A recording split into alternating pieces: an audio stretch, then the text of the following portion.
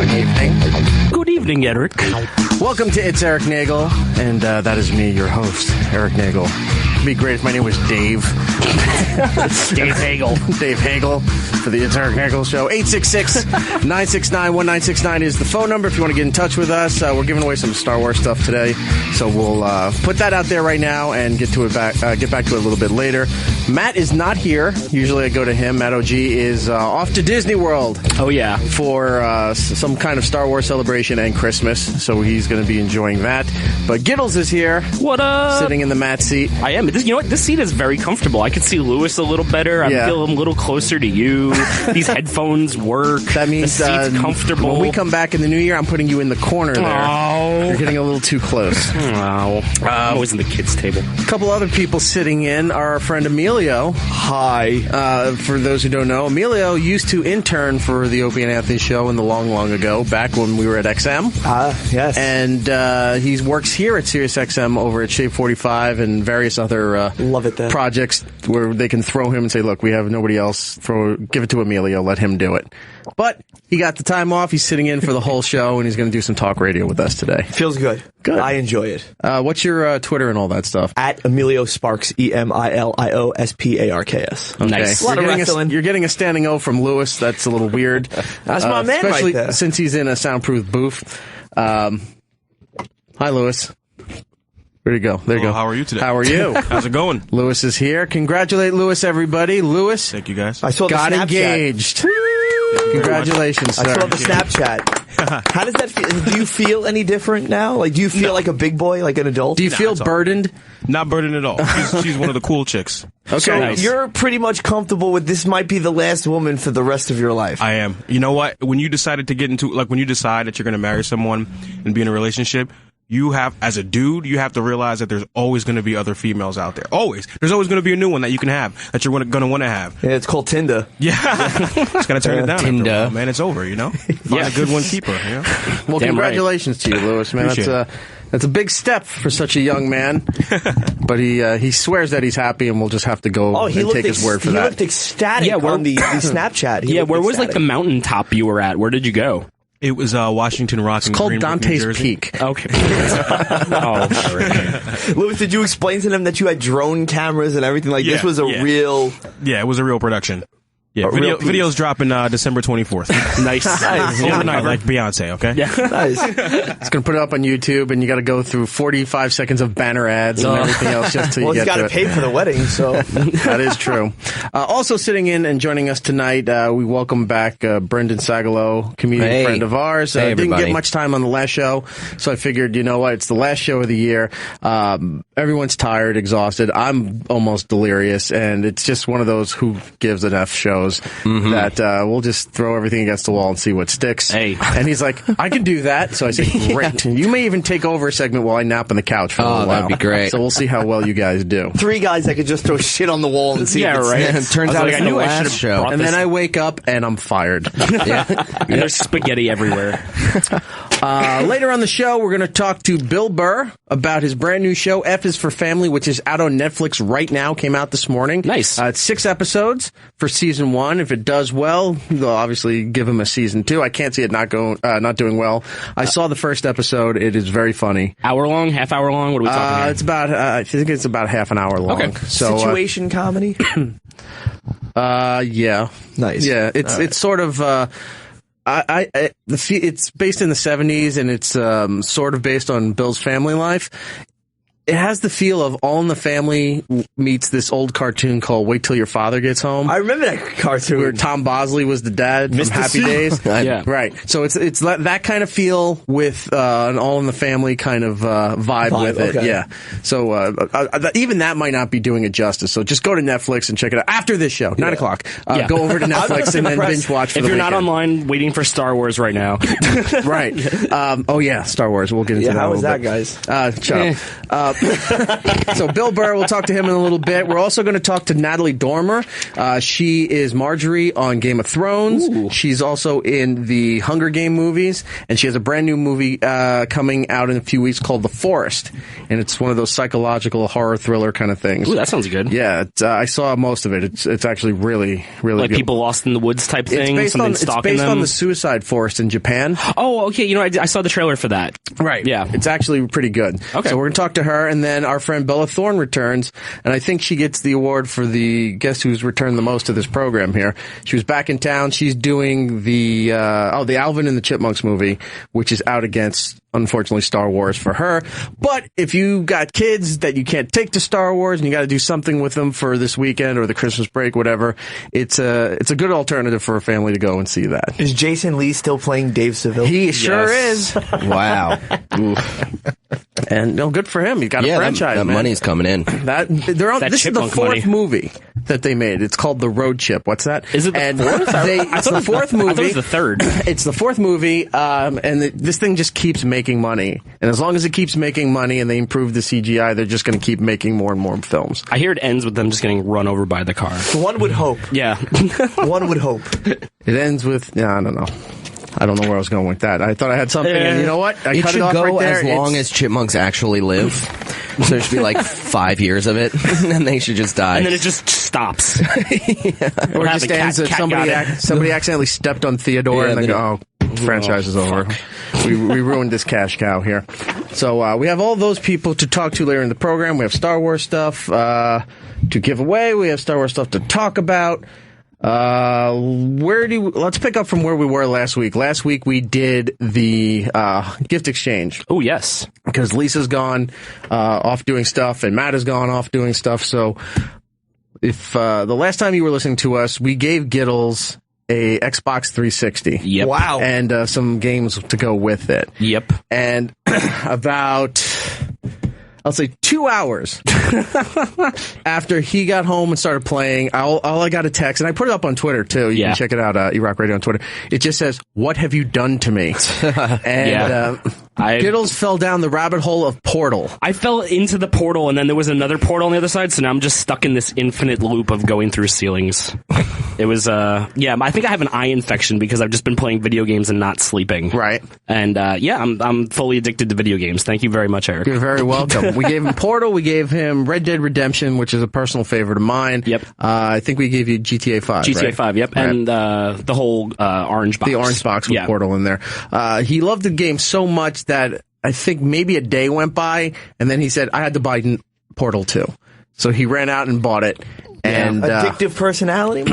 Well, the first game was really short. Like I beat it in like 2 hours. Yeah, because there's only like 20 levels or so. So by the time you're done, you're like, oh, that's it. Like I don't play video games, so I wouldn't know these things. See, I didn't know these things either until last week, and now I'm just kind of hooked on video games. I think he's saying that's in hopes that we'll buy him an Xbox 360. Oh no! I think we should. No, see, that's the wrong answer too. You should have been saying like, no.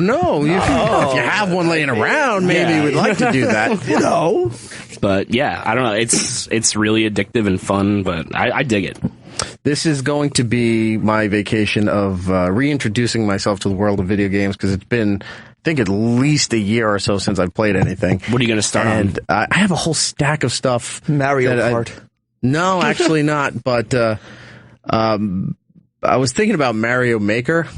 Everyone seems to be obsessed with it. You can build your own levels and use all the characters, all the features from all the Mario games, and mix it all together. So you could be the original Mario game, you could be the current stuff or whatever, and you mix it and match it. You go online, people have their own levels that they make. And dude, some of those levels, I went on like Twitch and watched them, and people are just sadistic fuckers. They're like, all right, here's a level where you have to get from one end to the other doing nothing but bouncing on bombs and hoping to get to the next level, and then everything on the ground is spikes. Like, it's just evil. There was one I saw on YouTube where they made the jump so impossible that you can never reach the other end, and it's one of the most downloaded episodes, because levels, because people are trying to All it is you have a little platform. You start off, you run, and try to get it. And they purposely put it one block away so that you always miss it. It's like the lotto machines or the tickets. You scratch them off. It's like lemon, cherry, fuck.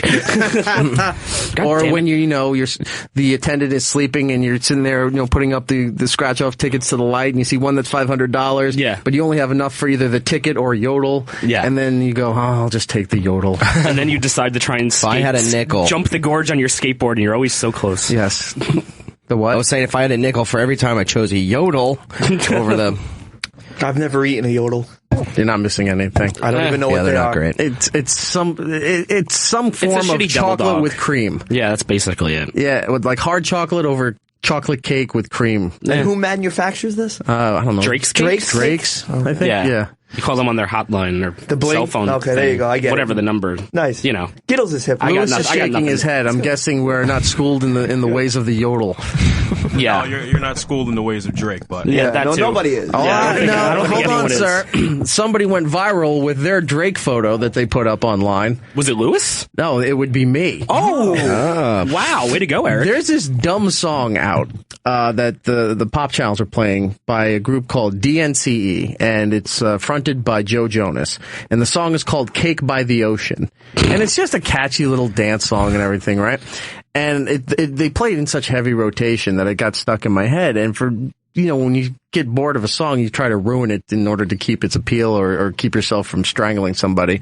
And I just kept singing Drake by the Ocean, right? So finally I was like, you know what? I found a photo of Drake, posing on a rock like this with a solo cup, like he's all hard and everything by the ocean. So I'm talking with Matt about it, and he's like, this is completely stupid. And I said, I agree, it is. Perfect.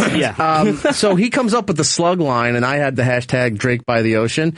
We put it online.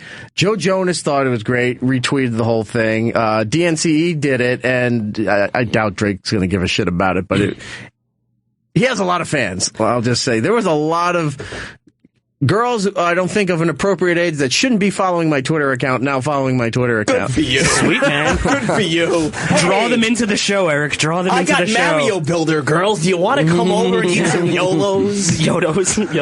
YOLOs. Yeah, we're going to eat some mushrooms and get bigger. Lewis is the only one that got that joke. YOLOs? Yeah. Like the candy? No, I listen Oh, those to are hip-hop. Rolos. I get it. I don't even know. Oh, look at there. There it is. Wow, you photoshopped and everything. Look at that. It's called making a meme. Oh, I don't do those either. it's- I don't do I don't nothing. either. That was Yeah. my first attempt at making a meme. For those who don't know, and we sound really old by saying this, it's just when you have a photo and you have some, white lettering that goes across with a slogan, and that becomes a meme. You're now in Basically. the hip-hop community. How does that make you feel? Dumb. 406 that's retweets. That's pretty good. Yeah, about 1,000 likes, and then Joe Jonas put it on his thing, and it's like 15,000 retweets and all this other Did he stuff. give you credit at Yeah. least? They did on Twitter, but not on Instagram. Of course. Because They as soon as fat they- They fat Jude you. Yeah, as soon You got as- Fat Jude. Yeah, man. I got Fat Jude by Jonas. Yeah, you There's did. a song in there somewhere. You could write it. Probably. There you go. Fat There's a Jude by meme in there. Jonas. Stole my Instagram. Yes. Go for a Weezer Right. reference. So that's up there. It was just something dumb, and these dumb little things seem to take off for no reason, and that one did. Well, the internet is for dumb. Right. Yeah. Well, I think also thanks to everyone at SiriusXM Hits 1 who also retweeted it. I think that started the ball rolling, and then it went on from there. So if you want to check it out, it's up on It's Erik Nagel on Twitter and E-Rock Radio on Twitter. There. Did you giggle while you were doing it too? You were like, Eric texted me with just a tweet. And I clicked on it. I'm like, I don't understand anything that's going on in this tweet. I'm like, it's Drake by the Ocean on someone's page. I'm like, what am I supposed to do with this information, Eric? Hashtag Drake by the Ocean. Yeah, and I was just like, all right. I'm like, I guess Now he's I gotta sitting on the retweet it beach. now. Yeah. Yeah. And then I thought, I'm like, well, you know what? Maybe I could keep going. And that's when I realized I was getting greedy, because then I started incorporating the game Quake. So I was doing Quake by Oh, the geez. Ocean. And then, then it turned into, devastating photos of Thailand after the typhoon. I'm like, Just no, starts this getting could sad. probably, that's like, I'm Go with really this hitting that escape well try. one too many times. To So, escape from New York, Snake by the Ocean. There was that. There was Drake by the Ocean. There was Quake by the Ocean. oh, so there's a whole You could do series of Bake these. by I was the just Ocean. sitting there, yeah, and then I just realized this is worse than what I started off with, so I just left it alone. Here's some things that rhyme with Drake. Corey, Story, Allegory, Montessori. There's a whole bunch of stuff that rhyme with Drake. So anyway, there's that nonsense there. Back to the video game stuff. So you were in Portal 2. You were how far are you into it? Because it's very involved. Yeah, it's very involved. I'm like halfway through Portal 2. I'm stuck on this platform right now that I don't know how to get off of because it was like 3 a.m. and I was like high on Star Wars and marijuana at the same time. I was like, I think I got to go to sleep now. Well, and what a combo that is. Because after getting high and seeing Star Wars, you kind of want to play Portal 2. Yeah, I was like, I want to play Portal 2. That's what I did. Have you played it? Yeah, I played both Portals. Except I didn't beat any of them. I get really frustrated and I just cut it off. I can understand that. What are they about? It's just you're locked in a room and you have like these 2 portal guns that makes like wherever you shoot one, you could enter out the other one. Kind of like if you leave on one side of Pac-Man, you come out the other. So you have to like figure out the ways to escape these rooms using that and like manipulating stuff.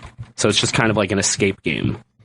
I just used it to like. It sounds weird, but it's really. It's a lot fun. of strategy. It's a lot of strategy. It is a lot of fun. A lot of thinking. There's things. Yeah, it's a lot of thinking. There's a lot of sarcastic robots and stuff that are mocking you and belittling you while they're trying to kill you. Can we So talk it is about kind of fun. How much the video game calls you fat? Like every 5 seconds, the game's like, "Hey, you're fat." I'm like, "Thanks, game. You're ruining my self-esteem." Like, I'd want to beat it just because it's calling me fat every 4 Who does the seconds. voice of the robot? Isn't that Which what's the his guy name? robot or the girl robot? No, not the robot. The Wheatley.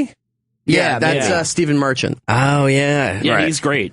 Like, all the GLaDOS voice actors are great. is I forgot her name, but she's a famous voice actor. Yeah. I love that. I love that video games are using like famous actors now in their video games, like Peter Dinklage in Destiny. Yeah, Kevin Spacey, Call Liam of Duty. Neeson's the dad in Fallout 3.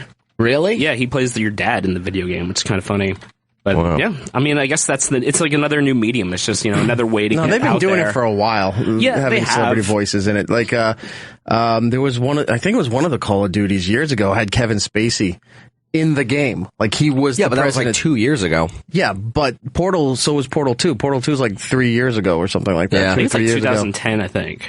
That long ago? Yeah, dude, time flies, Wow. man.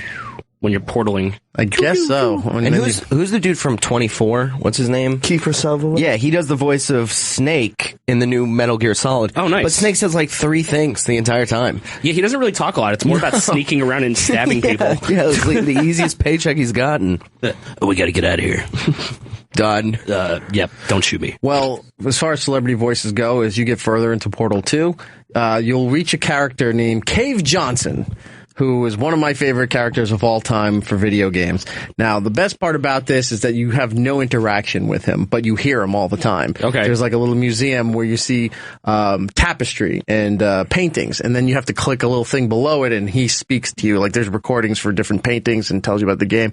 And he's just a crazy asshole in That's this awesome. game. And it's voiced by J.K. Simmons, Okay. who is... J.K. Rowling's sister? No, The yellow M&M. remember The peanut M&M. Oz?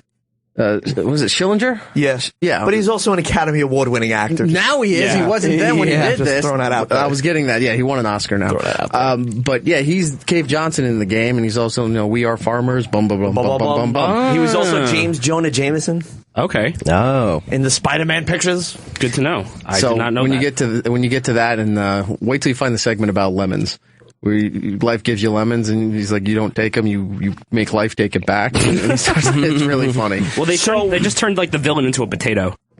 So while you're Yes, playing video games, that becomes prominent through the rest of the story. and Eric's building Mario Worlds, I haven't built it. I don't own it yet. Lewis is doing responsible things like getting engaged. Yeah, pretty much. This is life. Right. Yeah, this is what This happens. is life. Look, Lewis is on a different path than us right He's now. a grown man. Yeah, Lewis has like goals and shit. His know, man. dreams and aspirations. I just want to be the Black Ryan Seacrest. That's all I'm asking to do. Lewis out. That's all I want to do. No, like seriously, get out of the booth. Get out of TV all the time. I feel depressed now. I'm thinking about wow, Lewis really is an adult. He is. He's the what most. am I doing with my life? He is one of the most complete individuals I've ever spoken to. Most of my friends now just have kids. They knocked up some bitches, but like this guy is like really putting a ring on it. Like my friends are degenerate fucks, and they send me Christmas Most photos. of the time, when my friend has a baby, we kind of get rid of him in a dumpster or pre-born. But this guy's making moves. He's making a life out of himself. over here. He's He's planning things. He's He's waiting till he has the money to do stuff. Oh my god. Saved up for a ring. I would just borrow the money and never pay it back. That's what credit cards are for. Thanks, Dad. Pay off one card with another card, and you just keep the process going till you My die. credit goes limit forever. is so fucked. It's not even funny. It's like a $500 spending limit. Like literally. Well, I it just is got a one. Macy's card. It is. It is. The first time It doesn't work Metro- at anywhere but Macy's. He's always trying to get gas. It never works. The first time I went to get a card, the woman like looked at my paycheck and laughed and was like, "This is never gonna happen." So Yeah, she's like, you can get a credit card. It's just one of those prepaid ones where you put the money it on was it a Rush first. card. That's what It was a what? It's a Rush card. Like the band Rush? No, from Russell Simmons. Another urban joke that went right over Gittles' head. Dude, I have no idea what We you're talking are. about, man. This is a whole different audience here. I forgot. I'm learning. I don't. What? Would it make you feel better if I keep playing, like sirens and explosions and stuff while we talk every 4 minutes? No, my anxiety will rise. Then I'll think we have to like play a hip hop record every 3 minutes. And talk through the Lewis, entire thing. Find a 100%. good hip hop song so that every now and then when Emilio's having some anxiety, yeah, like that. Like, you got to play it during the song. Find a good song to have on hold in case when Emilio has anxiety. We'll just go right to the song. Do Migos Fight Night. No. Don't give him what he wants. Lewis, you pick. Yes, Black Ryan Seacrest. Find something. That's a good Black Crest. Black Crest. There you go. There you go. Hey, I like that. Sounds like a medieval family. So good. I'm glad you're having fun with Yeah, the I'm thing. digging it, man. and, Thank you so much. I really enjoy it. Did you like the song at the end of the game? I did. I like the song at the end of the game because it's really funny. I think that's like the best part about the game is like the comedy is spot very on. well And it's written. really very well written and Right. it's very funny. So it helps. Whoa! I have gifts for you guys. All right, Holy shit! We'll get to those in just a moment here. Let's go to Chuck in Phoenix. Chuck, how are you? I'm doing good there, Sex Bagel. Okay, goodbye. Oh, jeez. No, it's okay. We'll Have you see. seen the new trailer for Final Fantasy VII? I haven't, but I heard there were so many problems with it when they were putting it out that fans started like editing it to make it better and fix everything. Oof. It's supposed to look like the old trailer, right? The first one? Yeah. No, I haven't seen it. I've actually never. That's something I've always been curious about, the Final Fantasy series, because it's been around forever. Dude, 7's the best game ever. It is? Hands down. Yeah, it is. Hands down. It's like the story is great, the ending is great. It's just such a fun game. Break it down to me. What is Final Fantasy? Basically, you start off as, in all of the games, you were like an old soldier, and you're working for the evil side, and you find out that, you're gotta go become a good guy, and you gotta go through a whole bunch of quests and meet a whole bunch of characters, and then you beat the game. Yeah, it's like you go around a lot of like towns and stuff. You investigate things. You give little missions and quests. You gain people along the way as you're going. You get like party members, and you get to level them up. You get to choose who you're going to fight with. It's a role playing game. Are there warp pipes? Is there a Tanuki suit? There are pipes, but I don't think they're warp pipes. I think it's just pipes you fall down sometimes. Are there warp whistles? But it depends if you're in the Shinra city in the compound. Is there a giant dinosaur that spits fire that you have to jump over and touch a flag? You get to breed birds. So this is basically Super Mario is Final Fantasy VII? No, they're all different. It all comes back. Every to single one of these something. games are Yeah. different. Oh, okay. I'm more of a Kingdom Hearts guy.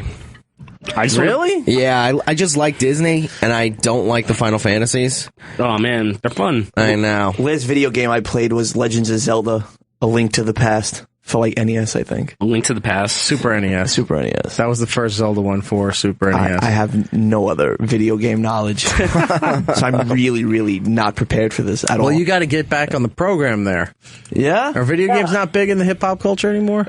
Oh, that I don't know. I know a lot of people play them. I just know I've never It's like done Madden and shit. it. I've fallen into obviously the sports games are always going to be huge. The MMA, the wrestling ones, but a lot of Grand Theft Auto as well, a little GTA.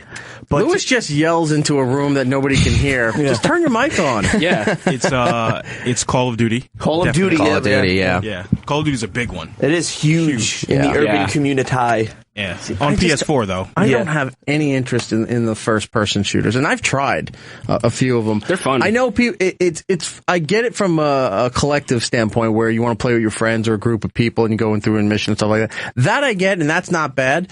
But when you go through and you don't know the people, and they force you onto teams or something like that, I just don't care because I'm getting sniped as soon as I respawn, and I'm sitting there waiting for the countdown, and all of a sudden, boom, again, okay, here I go, I made it 5 feet, and, I blew up, somebody shanked me.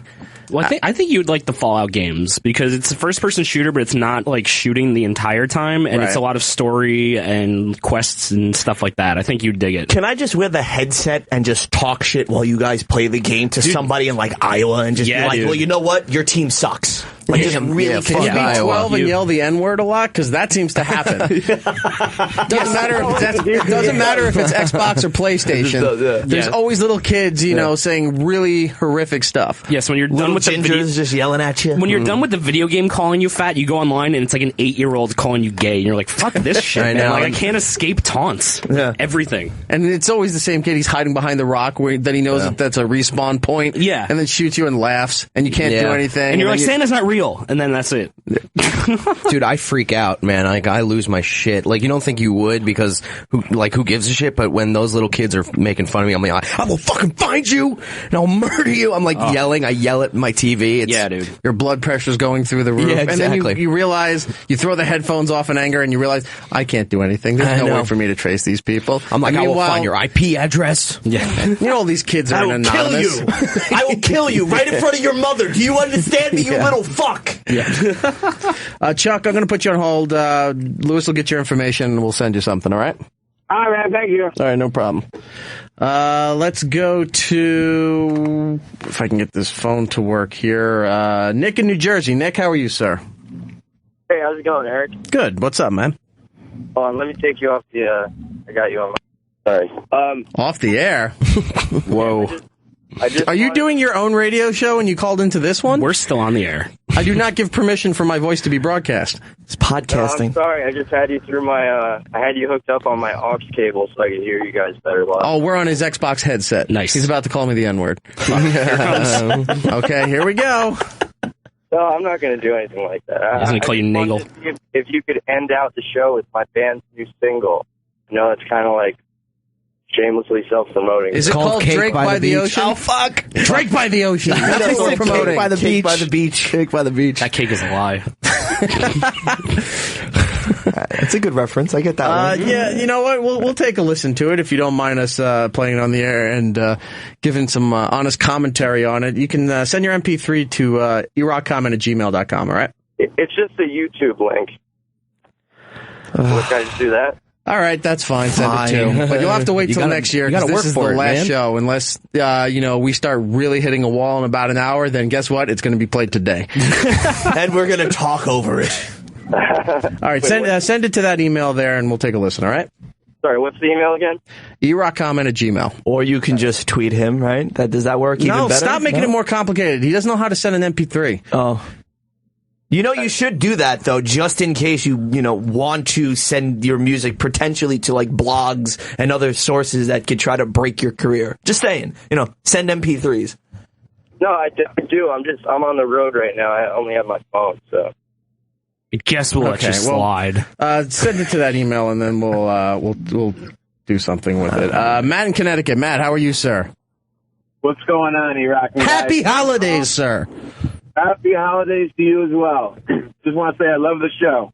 I just wanted to touch on Fallout. I'm an avid Fallout player. I didn't play the old ones. Like, the first couple were isometric and turn-based, and I couldn't get into it, so I started playing at 3, and I played all of them, and I put at least, 250 hours into each of them. And the good thing about Fallout is you could play it as a first-person shooter, or you could play it as turn-based, because they have a system in it that's called BATS, which basically pauses time. You get to target certain body parts and then shoot, and then there's tons of quests and a huge map. It's all about exploration, and the environments are completely detailed, and the stories are amazing. They put a lot of time and effort into the side quest and the dialogue. It's an amazing game. You should really give it a shot, man. I've seen so much.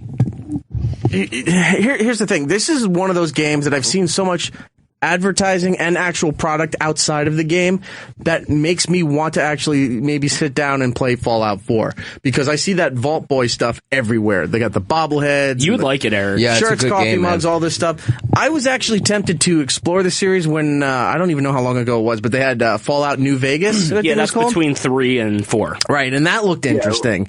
And I don't know what happened. I guess I forgot about it at one point and just never explored it. But You could build your own weapons. Like, you can spend the whole game just collecting cans if you want. Like, it's crazy. Like, you just do whatever the fuck you want. It's is great. it open world kind of thing? Yeah, open world.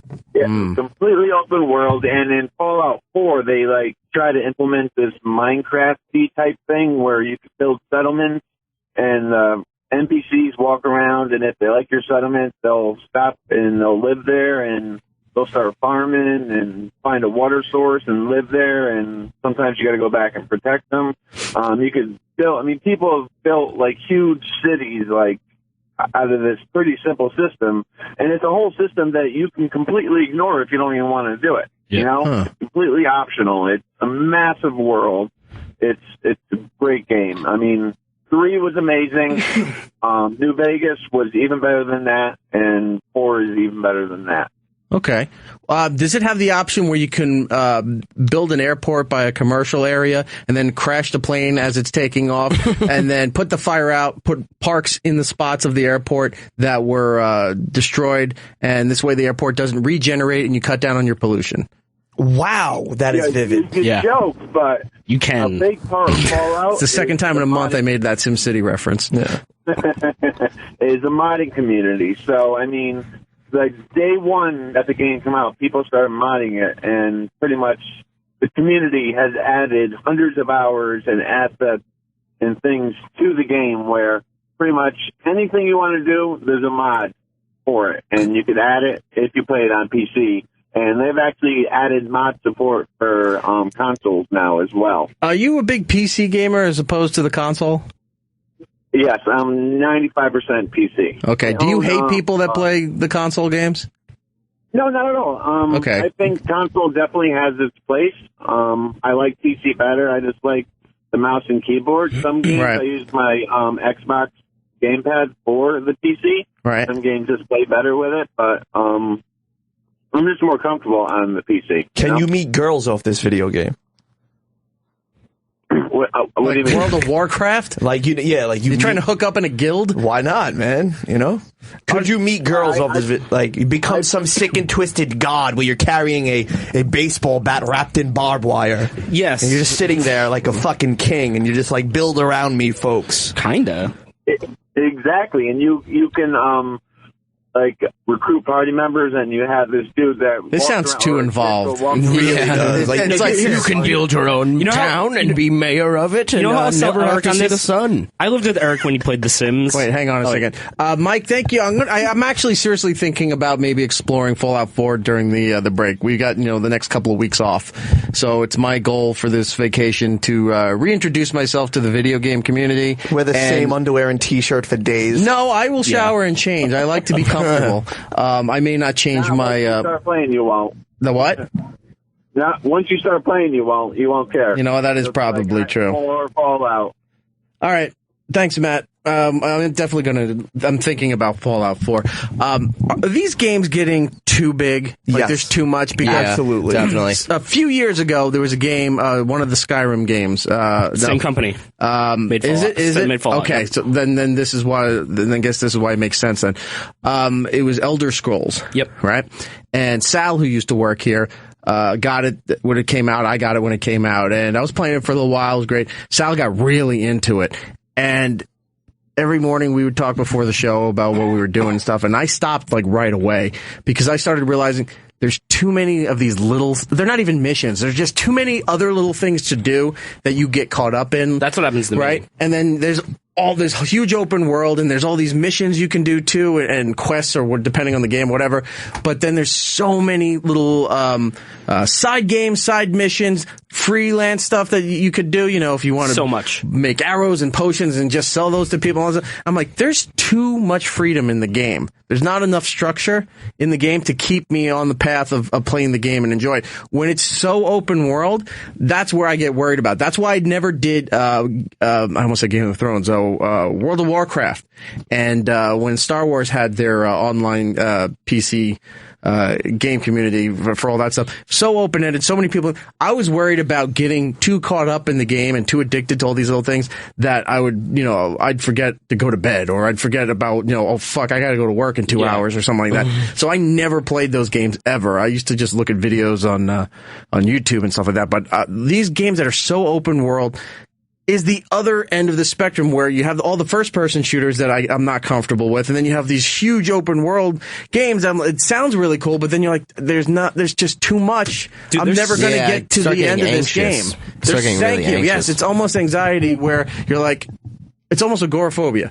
You walk outside and like, there's just too much here. I need to go back. Well, you can simplify it and minimalize it. You can create Nagelville, and it can have like just a general store and maybe like a couple of towns and little houses. But then I get raided. Somebody's dumb guild shows up and rapes the women and burns the cattle. And that's when it gets interesting. And I'm fleeing for my life in the mountains, and I'm just watching a bunch of little kids calling everybody the N-word while I'm sitting on top of a mountain going, why did I buy this game? Well, I lived with Eric when he played The Sims. And Eric's favorite thing to do in The Sims was build a house and then let people die inside that house by not giving them a door. That was on the computer. Best thing to do. Yeah, that was a PC game. In Fallout 4, you can build a whole town and wait till it gets big and everyone gets attracted there, and then you can just nuke the entire city and kill everyone. Now, did you ever get really, really nervous and uncomfortable that you were living with Eric while he was doing this, and you feared for your life thinking you would die? Oh, yeah, he starts building like a fort. What he's talking about is with when Sims came out, not SimCity, but Sims came out, and then Sims 2, and now that's another game that had so many add-ons and stuff you can't even keep up with. Party Pack, the business Pet Pack, you got to buy this one to get the dance club and the shopping mall and the ice cream shop. It's like, I don't need all this shit. Yes, you do. No, I don't. I need the strip club and the brothel. I would make and the enough. rub and tug place. I would make enough to build a nice house. Yeah, and then a very extensive second floor. And then you would, have parties and invite people over or bring a date home or something like that. You bring them upstairs, and then, you can pause it while you switch things around, and then you go back to real time while you do things. And I would leave the room, and then I would place like a refrigerator in the room, but face backwards against the door, so the person's in there freaking out. And then I would do all these different rooms. It's almost like Cabin in the Woods. It was like Eric's House of Horrors. That's like every game of The Sims. And you take the stairs away. Oh, so yeah. if they do get out of the room, they're still stuck on the second floor, and they scream, they're complaining that they're dirty, they gotta go to the bathroom, they're peeing their pants, they're starving, and then eventually they die. It just turns into like a skull and crossbones or an urn or something like that. And then the urn goes away, and then you get ghosts. And now your whole house is haunted, and you're just seeing spirits fly around the second house, and now you're trying to sell the house, but you're trying not to tell us about what's going on there. If you ever get invited to a party by Eric, do not go. Do not go. Yeah. Don't go upstairs. Don't go to that party. Do not go upstairs. Don't go upstairs. If there's a backwards refrigerator and the stairs are gone, your life's over. Don't go in the pool. I will make sure I bring the Ghostbuster Sims and let them do damage. It was cool. In the Sims, when you'd fuck with them and take away the stairs and stuff, there'd be like a rabbit that shows up and makes everybody go crazy. You ever get to that point? There was no rabbit. I think Brendan's losing his mind. And he would help you, and he'd stand next to you while you play and tell you all the things that your father should have. Nice. Yeah.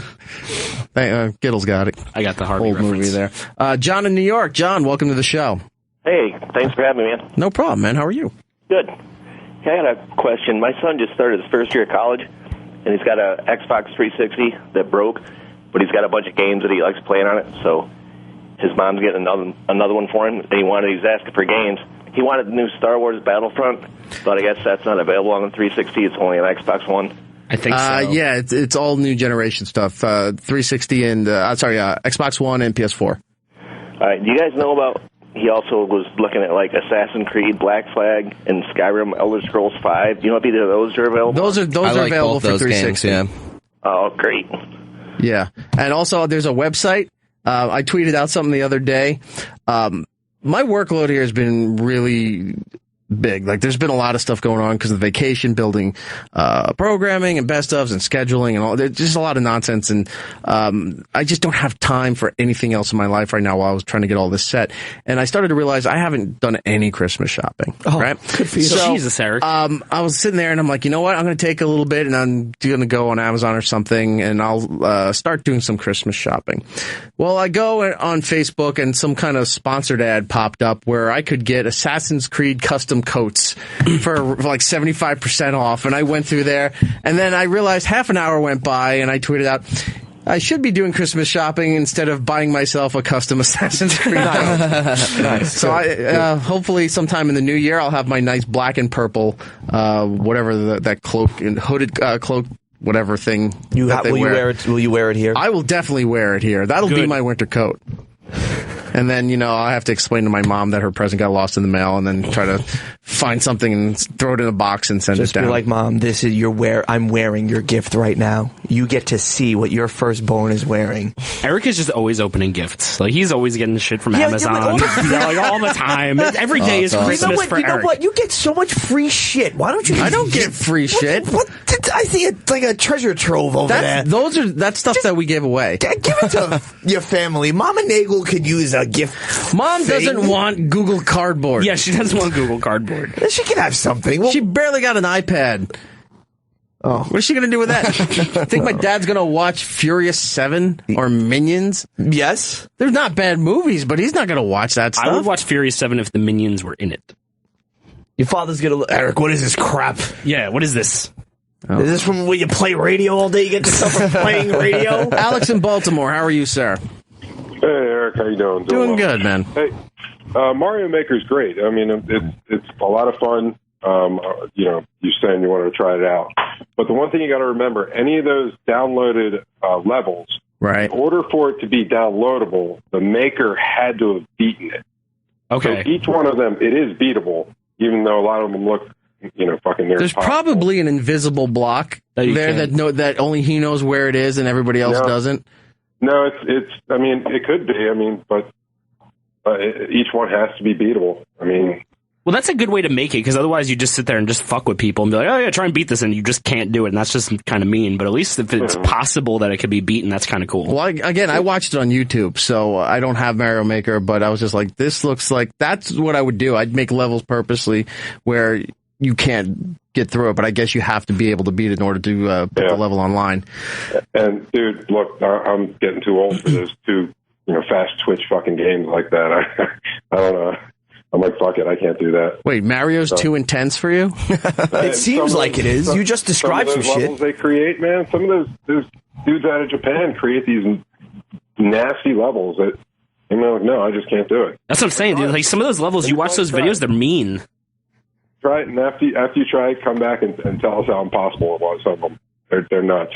Okay. Giddles cries after he watches. I will check it out. Thanks for the call, man. I can't beat this. No, I cried because it's impossible to beat, and I just thought of how much time someone wasted making that, and I was like, I felt sad for him and me. It was just like, he got me, but his life is worse. Yeah. And somehow I can't beat that, but I didn't make that. And somehow Mario looks at the screen and goes, use a fat. Yeah, he's like, use a fat. Eat some more pizza. Or you do an interview with the guy who does Mario, and he's bringing people on the stage while you're doing the interview and talking to kids in costumes. Oh, that guy's a psychopath. That's all he could say. It's a me. One more call, and then we're going to take a break and get to Bill Burr and talk about F is for Family. James in Miami, how are you, sir? Hey, how you doing, Eric? Are you on, oh, never mind, forget it. I screwed it up. Go ahead, how are you? Hey, Eric, how you doing? I was going to say, are you all night on the beach till the break of dawn, but I tongue-tied myself, so screw me. Actually, how's Miami? Miami's nice. I wouldn't know, though. I'm playing Fallout 4. Nice. Nice. Yeah, man, I play on the PS4, and like the other guy was saying, I'm almost level 50, and I haven't even completed the main storyline quest yet. Level 50? Oh, not level... Because you level up your character. Right, that happens. Yeah. You get distracted. Yeah. That happened with me in Skyrim. I didn't even know I was playing the main... Yeah, every Bethesda game is like that. You just, there's a main storyline, but at one point you just forget about that main storyline and go off into your own fantasy land. I did that with Red Dead Redemption on the open world multiplayer. I forgot there was an actual game. I kept playing multiplayer every night, and you can level up 5 times, go through the whole thing 5 times. And I was just short of the 50th level, Like, I got a zebra that just zooms through everything, and I'm sniping people at full speed. And then I'm like, wait, I never played the game. Yeah. So then I stopped playing that, and you know what? I got halfway through it, and I think I'm going to pick that back up, too, because I never finished the game. I want to see the story, because the game's amazing. That was pretty good. That was the problem I'm having right now with Fallout 3 is I had to take a break because I was doing side missions, and I'm only like halfway through the storyline, right. And I'm already at like max level. I can't like go any higher because I've just been doing all these side missions. Someone's bragging. I didn't want to that fast. It just happened. I didn't want to be that good, but I didn't want to sit there and do whatever this video game tells me to do. It's about wasting time. It's not about being good. So is that what this game entails? Max level is 244, so it's going to take a while to max out Fallout 4. Yeah, they changed that. One of my favorite things with Fallout 4 that I was seeing on Twitter is people posting stuff. I had no idea what it was, and people screaming spoilers, or that's an Easter egg, what the fuck, and I'm just looking at it, and it's just some kind of robot in a garage just sitting there, and I have no idea what it means, but people are getting so pissed off. Much like I was this morning when I woke up and saw people posting screen caps or snapshots of Star Wars, and I didn't even want to see what it was. I started deleting friends of mine off Facebook. I said, you're all assholes. Yeah, you're a real piece of shit if you do that. Yeah, I have not seen Star Wars, but all I see on my Facebook is that and Trump, so it's like I'm just staying off Facebook completely. Well, I saw Star Wars, so who wants to ask any questions? I've never seen any of these films, so I will ask you about this one. No, you won't. Not here. No, not in front of me. James, I'm going to put you on hold. Lewis is going to get your information. We're going to send you something, all right? We'll get a coffee. Thank you. No problem, man. Yeah, so we got to talk about Star Wars at some point because there's people around here who just can't be happy that went to see Star Wars at like 7 a.m. today. Matty OG loved it. Matt did love it, and you know what? He's a good friend because he told me nothing, didn't even tell me he was out of the theater. No. I got a hello from him. I'm on heading to the airport. I said, enjoy Disney, sir. I will talk to you later after I've seen the movie. I texted him and I was like, what'd you think about it? And I was like asking about all these scenes, and all he wrote back was wow. And I didn't know if that was in response to all the texts I sent him or what he actually thought of the movie. It was just like, wow. I think it was the movie because I saw on his Instagram he posted the end credits with just tons of clap emojis. Yeah. And I saw end credits. Yes, I apologize. End credits. Sorry, I have a Staten Island accent. I apologize. I'm trying to learn. Well, it's second nature to you people. Oh, shit. You people. I apologize. Wow, to the Italian American community. I am offended. You should be. He came all the way here from an island. I took a boat here today. Yeah. A boat. Jesus. A man-made island. Took the Verrazano Bridge. That was horrible. Yeah. We're going to have to take a break and get to Bill Burr and talk about F is for Family, which is out on Netflix right now. You should go and binge through 6 episodes of animation genius. It's really good, and I also want to point out, cartoon? I'm getting texts from my buddy Joe Villa of the WWE. Good guy. Just got out of Star Wars. He loves it, and he's writing in all capital letters. Let's screw everyone and give out spoilers. Please, Joe, do it. No, Joe, do it, Joe. Please do not. I will never be friends with Mr. Villa again. I need to see this movie for myself. And look, I'm not the biggest Star Wars fan. I do enjoy the franchise. I'm going to enjoy it as a cultural moment. Okay. You know, everyone's involved. It's not just nerdy, geeky people. All walks of life are going to see Star Wars and have been excited about this. I want to go in and have my own experience with it. I thought the same thing for Creed.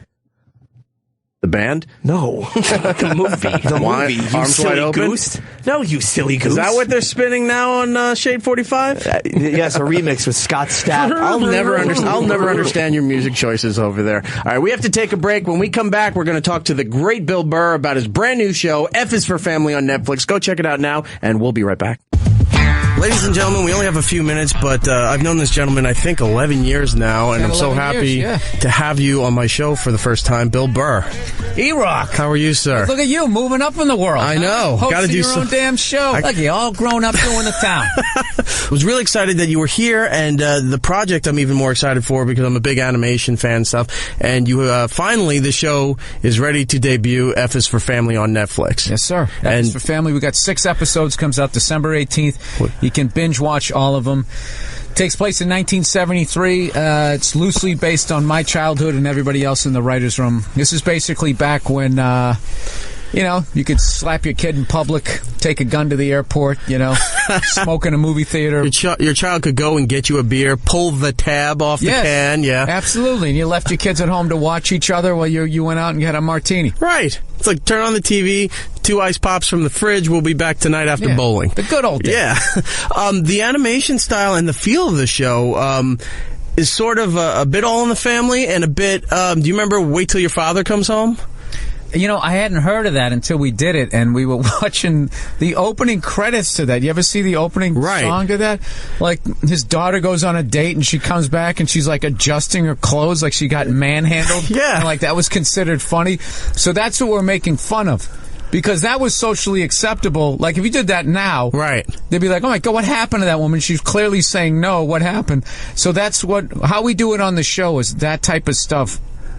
Is like you see it on the TV, like when we make fun of like the sexism, the homophobia, the racism, this just the stuff that was going on. Because we couldn't have the main characters being like that. It just I don't think it would play after a while. So it's a lot of like the Colt Luger TV show that we have. Right, you see a lot of, and some of the commercials that people see.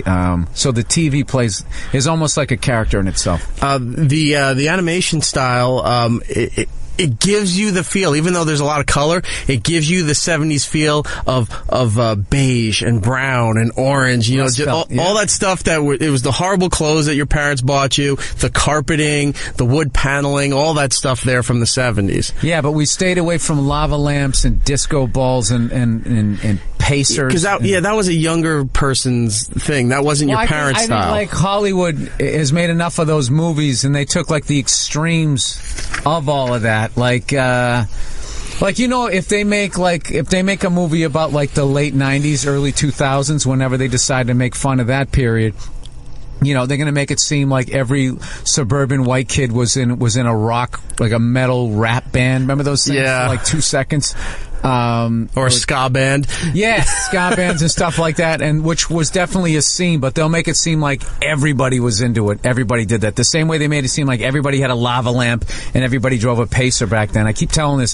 When the Pacer came out, me and my mother saw it, and we're laughing, going, that is the ugliest car we've ever seen. And my mother was actually nervous, going like, is that what cars are going to look like? That is horrific. So my dad had a Chevy van that was wall-to-wall carpeting, ceiling, everything like that. Couch in the back, put a fridge in there, and the windows in the back were all tinted. That's sick. Yeah, with a rabbit ear magnet thing on the top, with a cable wire running down the side of the van through the little window, so you could have a black and white TV in there. Yeah, and that was considered cool. Yeah. Now you're just considered like a pedophile. You cannot have a van unless you're a repairman. You wrote this show with Michael Price.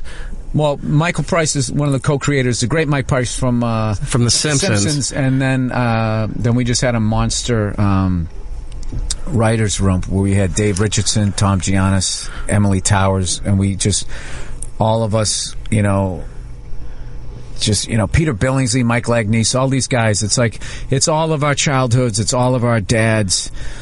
You know, Emily was a great get because I didn't want to have it like just the whole male side of it. Like, she really helped us out, and like her childhood stories were funny. She used to just try to get her older brother's attention by, like, if they wanted somebody to do something like a dare, right, jump off something or do something. She was constantly getting hurt and everything. She had hilarious stories, so that's why we ended up hiring her, and she wrote some of the funniest stuff for the on the series. Well, you got a lot of great talent and names associated with this, and I definitely wanted to, that's why I brought up Michael Price, because I'm a big Simpsons fan. Mm-hmm. When I saw that, I'm like, that really, not that what you weren't doing was legitimate, but that really helped as far as, I think, the industry and a fan base seeing, like, all right, this guy is behind what Bill's doing. They're really putting, their time and effort into this. No, and Mike is a force of nature. Like, that guy is a showrunner.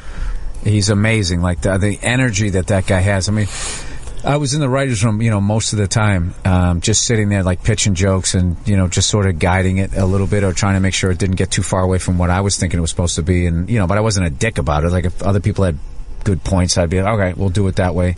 But by the end of the days, I would just be like, my brain would be fried after 8 hours. And he'd always come in and be like, Bill, I was looking at the script last night and I moved this around. I would always laugh. I was like, you were still looking at it when you got home? It was like, I didn't even want to think about it. Well, you're too busy. You're making pies and having viral videos all over the place. That's right. I went home and I baked a pie crust. Before you go, was doing the voices the easiest part of the whole process?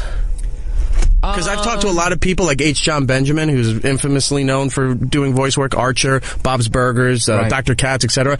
And he says he just shows up in his sweatpants or whatever he was sleeping in. He puts shoes on, grabs a bag of potato chips, and he's in there and he does it, and then he's out in 3 hours. Oh, the dream is if you're just a voice actor, but I'm in the writer's room and then also I know you got so much else going on, but that's what I'm saying. Now, hopefully, because we got the look of the show down, everything's like that, but. Recording the voices is fun because that becomes more like stand up and you're trying to make the guys in the booth laugh or the other actor that you're working with. So, it's I'm really proud of this thing. I'm hoping people are going to like it the way we all like it over at Wild West. Well, I saw the first few episodes. It's out today on Netflix, so everybody can check it out. It's 6 episodes for the first season. Have you been commissioned for a second season? Well, no, because it's all about how Netflix does is they put it all out at once and then see how it does. Yeah, who knows? Like I don't know. They don't have ratings over there, right? You just sit there, and then they go, "Oh, people love it. You're on for season 2." Well, they're like, "Yeah, it underperformed. Beat it." All right. F is for Family. It's 6 episodes. First season out on Netflix right now. Bill Burr, thank you so much. Justin Long, Laura Dern, Sam Rockwell, Kevin Michael Richardson, Mo Collins, Haley Reinhart, we got Debbie Derryberry. We got Kevin Farley. I know I'm going to forget somebody, but Phil Henry. Phil Henry. I love Phil Henry. Great radio guy. Yeah, does a lot of voices. He does the voice of Colt Luger and a number of other guys, but it's so much fun. And if we just do 6, it would been an awesome ride because I'm most proud of anything that I've done in my career is these 6 episodes. So hopefully we'll get a season 2. And of course, all of Bill's most of Bill's specials are up on the front page of Netflix. They never are not on the front page of Netflix. And the Monday Morning Podcast, subscribe to that always. I love doing it. After I get through all your football rants and you start talking about your life, then I'm back in. I know. Some people don't like the sports. What do you want? No, well, you rock. I'm proud of you. Look at you. Thanks, sir. I do appreciate it. Next time you're in New York and you have more time, let's sit down and talk more about this. All right, Bill, thank you so much. You got to get out of here. Run. Do what you got to do. Thanks, Bill.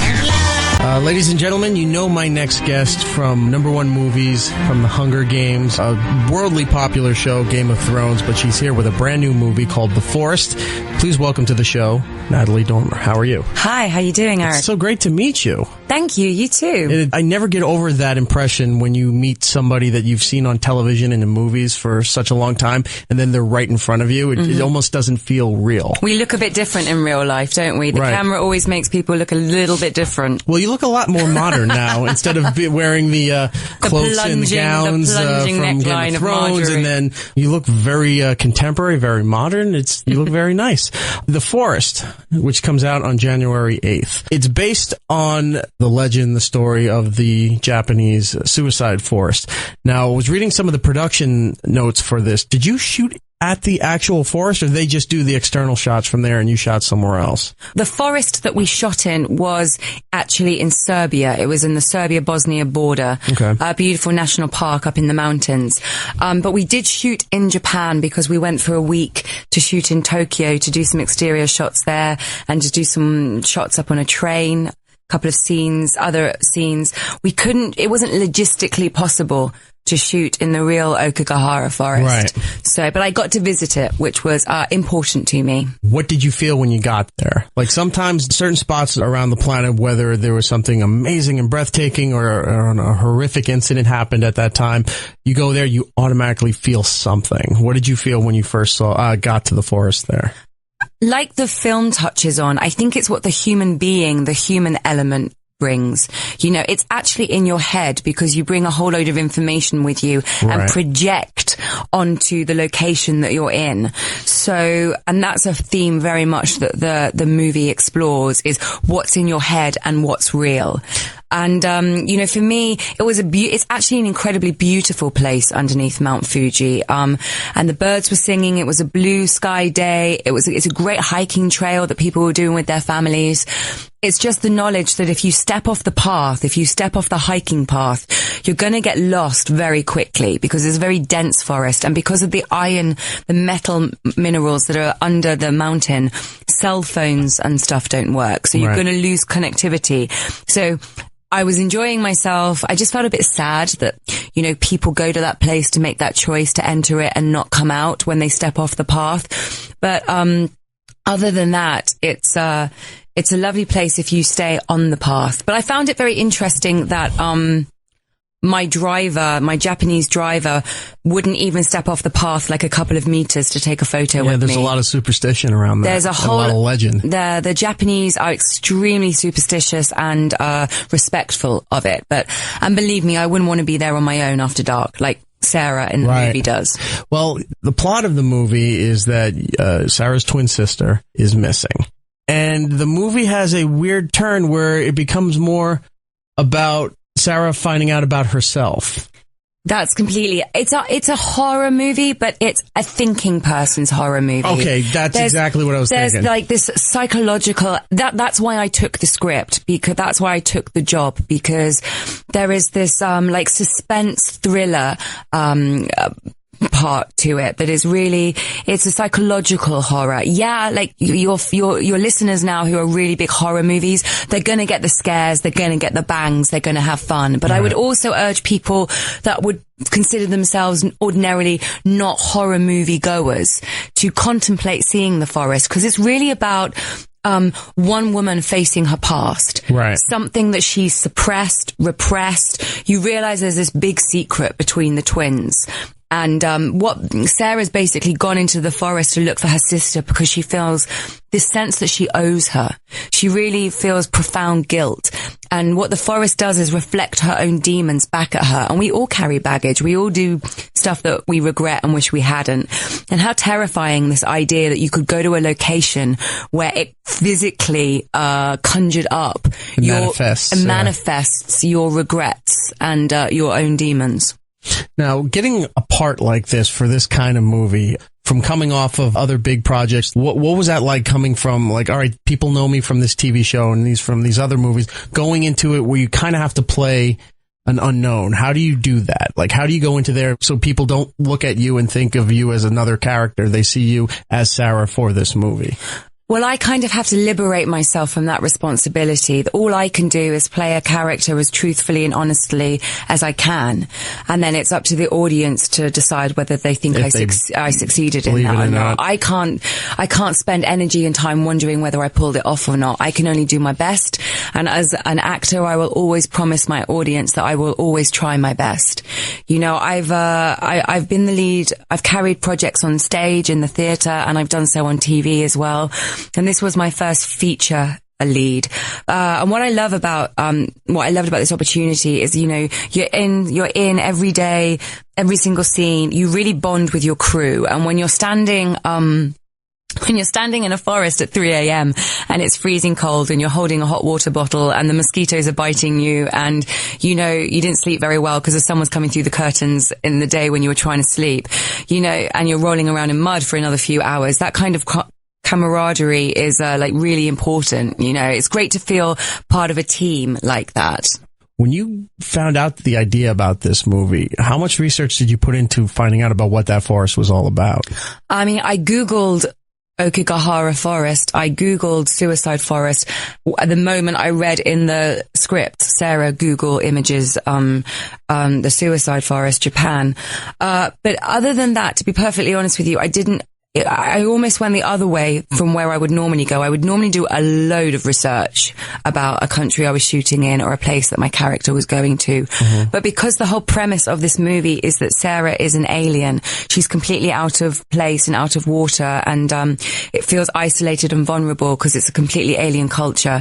I actually found it useful to do as little research as possible about Japan because it seems authentic. So it seems authentic. And when I landed and was walking around and we were in Tokyo and then went straight out, I tried to remember my first, the first impressions that hit me. I tried to retain that, eye-widened, like, sense in order to hold on to that sensation. Because I love horror movies when they're not just the slasher movies, you know, if people are just getting stabbed and killed for no reason and just for a body count. I can't really handle that. But when there's some weird superstitions and phenomenons and possessions, those kind of things, all that stuff in there, this is the kind of movie that draws me to seeing this kind of genre. The whole movie was beautifully shot. All the externals for the forest were amazing. Was it foggy all the time, or were they pumping? Was there a lot of smoke, a lot of ambience? Because I was just like, wow, they really picked the right time to shoot a lot of these things. Well, there's one beautiful scene. That's lovely that you say that. There is one specific scene. It's very short. It's a wide shot of me and the lovely Taylor Kinney, who I can't say enough good things about, traipsing like through the forest, and it's dawn. You can literally see that the light is just breaking, and we'd done a full night shoot. We'd been working for well over 12 hours, and the DP, the cinematographer Matthias, was looking to get this dawn shot where the light was just breaking through the trees, and we had finished nearly about an hour earlier, and he was like, no, we have to wait. You know, he's like, we sit there and we waited for 40 minutes, and then he was like, no, 10 minutes more, no, 10 minutes more. 10 minutes, 5 minutes, 2 minutes, and we literally waited for the light to crack just right so that he could get this beautiful shot. And then we added a tiny bit. It was very misty, and we added a tiny bit of smoke to heighten it. And it's just such a beautiful shot. And that's really thoughtful. That's loving care and true professionalism to put shots like that into a genre movie like this. He was really great, and the quality of the whole team was very, very high, and trying to raise the bar of what a horror movie can be about and what it can look like. As an actress, you've hit a lot of things that most actors and actresses would only hope for in their life. You know, you've mastered a lot of brilliant stage performances. With movies, you were part of a major franchise with The Hunger Games, a major television franchise with not just the United States, but worldwide with Game of Thrones. What else do you want to do moving forward? Are there any other genres, any other kind of roles that you like, I would like to take a crack at that, or I see myself doing? I'm completely open to any genre. I truly am. For me, it's about the quality of the writing and the character's arc that I get to explore. So I wouldn't say no to a rom-com. I wouldn't say no to a big action movie. Just a straight kitchen sink drama that is really acting demanding. I would like to embrace them all. I'm 11 years into my career. I want to be doing this a long time. Of course. So, I just feel like it's all up for grabs. And if I can ever do something that I feel challenges me or people's perceptions of me, then I'm game. And in March, I start shooting on a project that I co-wrote. And so that's my first foray into writing. It's called In Darkness. Okay. And I co-wrote it, and I'll be starring in it. And, that's a little bit terrifying and exciting simultaneously. You can't really bitch about the writer anymore at the craft table, right, if you are responsible. So, like you say, I'm just trying to challenge myself in different directions so that I grow as an artist. Else, what's the point, right? Right. I'm glad to hear you said that you're still open to doing big action style movies, because superhero movies. You had a little role in Captain America, and you also got to work with Chris Hemsworth in Rush. So you've already got the ties there. Do you see that somewhere in the future, maybe going into the Marvel or the DC world? I will go where I'm wanted if I think that there's a really fantastic script that I can really get my teeth into. Are there any characters that you like? Did you grow up reading comic books, anything like that? I didn't. I'm not so much a comic book geek, but I was a sci-fi fan, and most people know that I've got a Dune quotation tattooed on my arm. So, and a lot of people think that Dune is like the inspiration for Star Wars. So, I have a geek element definitely to my personality, and that's not going anywhere soon. So okay, you have a movie next year, Patient Zero. You're with Matt Smith, the former Doctor from Doctor Who. Were you a big Doctor Who fan growing up in England, or not really? Do you know what? Doctor Who was one that I never really obsessed over, actually. Because I'm a huge fan. Are you? Yeah. Matt's a great guy. I can't say high enough things of praise about Matt Smith. well, one of your co-stars is on this current season of Doctor Who. Maybe somewhere in the next season, there's a spot there for you to show up. We can but speculate, Eric. All right. I'm running out of time. Last question for you. Where are your action figures? Everybody else from your movies and your TV shows have action figures, Funko Legend figures, Funko Pop figures. Where's I think yours? the Funko Pop Marjorie is happening. In fact, I think it's happened. I was promised by the designer. I bumped into him at Comic-Con in San Diego back in the summer, and he promised he's doing it. So that's great. I have approved the doll. Good to know that it is coming. I am a big fan of Funko, and I am a big fan of yours. The movie is The Forest, opening January 8th, 2016. Definitely go out and see this. It's really creepy. It's really, you gotta follow every aspect of it. Not just the things that'll freak you out, and for that kind of thrill, you need to follow the story, follow the clues, and see what's really going on with this movie. Natalie Dormer, not on social media, because she wants her privacy. She doesn't want to deal with any of that from other things that I've read. So, if you see her in the street, just say hi and keep moving. Don't harass her. Okay. Natalie, thank you so much for coming on the show. Harass away. I don't mind. I'm all about the fans. It was great to meet you. Thank you very much. See you next time you're in New York. Welcome back. It's Erik Nagel. Little Christmas treat there for you from our friends at Venture Brothers. Love the Venture Brothers. I do too. Yeah, that was awesome. It's been way too long for season 6. I love that first Christmas special with the little Krampus. It's so good. That is Dr. Girlfriend and the Monarch. Our friends Jackson Public and Doc Hammer. Thank you so much for that. 866-969-1969 if you want to call the program here. We got to give some of the Star Wars stuff away during this segment. We have Bella Thorne a little bit later. What Star Wars stuff we giving away? We've got a set of the first wave figures to give away, so you can get that because Wave 2 starts, I think, in January. Yeah, I think it started last week from Walmart. Well, one of them got, we did a story last week where this guy got a bunch of legal cease and desists from Disney and Lucasfilms because he bought a figure at Walmart legally, has the receipt, posted a figure, and he goes, oh, I guess Wave 2 is out, and posted it on he runs a very, I guess, respected and well-known Star Wars blog, and Hasbro was all over him, Disney was all over him to take this thing down, and that they were threatening lawsuits, and where did you steal this figure from, and all this stuff, and a couple days later, after posting the whole saga, then they apologized and took away the cease and desist, and he was allowed to put the photo back up online. It was just a mix up.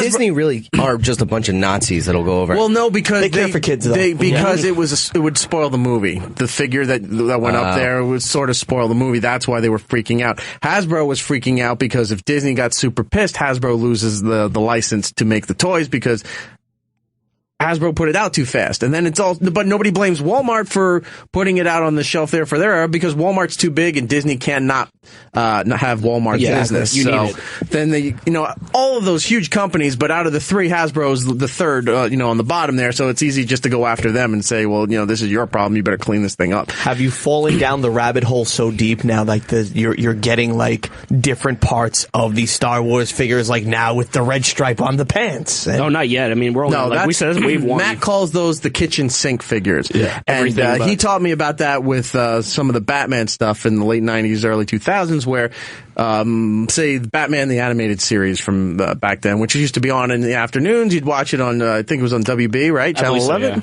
Or is it Fox? It was Fox for a while, yeah. Okay, well, wherever it was, you'd watch it, after school. And they put out the Batman figures. Then there was, Arctic Batman and Batman Fire Suit and Scuba Diving Batman. I had Arctic recently fired Batman. Right, and nothing that he ever wore on a cartoon. Yeah, it was all this stuff, and that's what they call, Matt coined the kitchen sink figures, because then they were just getting greedy with the product line, and it's oversaturated, people get bored, and then it kills off the product line, the comic book, the animated series, all that stuff. So, yeah, it'll be at some point where, this Stormtrooper has the red swoosh under the eye, and as long as it has the stick, it's like the Funko Pop stuff too. Basically. As long as it has the exclusive sticker, it's worth $300. If it doesn't have that sticker and it's the same exact figure, worth nothing. Wah, wah. So dumb. But so we have the first wave of figures to give away. We also have a couple of, if you are into the Infinity from Disney. Oh, cool. For your video games, they have the figures that you put on the stage and interacts with the game there. So we have a Darth Vader and Han Solo to give away away as well, and I see the phones lighting up. People always love See, you fun could stuff. so gift these things to like your family members. Like Nobody in my family plays that or would care about Star Wars. I think they would just care about. That's not an he insult. doesn't care They about just his don't. family. Just okay. I know. Yeah. The listening audience is who I care about. This is my family. Can we give here. away copies of ER seasons? No, 2, we 3, can't. 5, Throw and that 6? in the garbage. Oh, all right. I have. them. Let's go to Tony Give in them to Texas. Tony, how are you? I'm good, Eric. How you doing? Doing good, my friend. Good. I just wanted to call and thank you for turning me on to that Jessica Jones series that was on Netflix.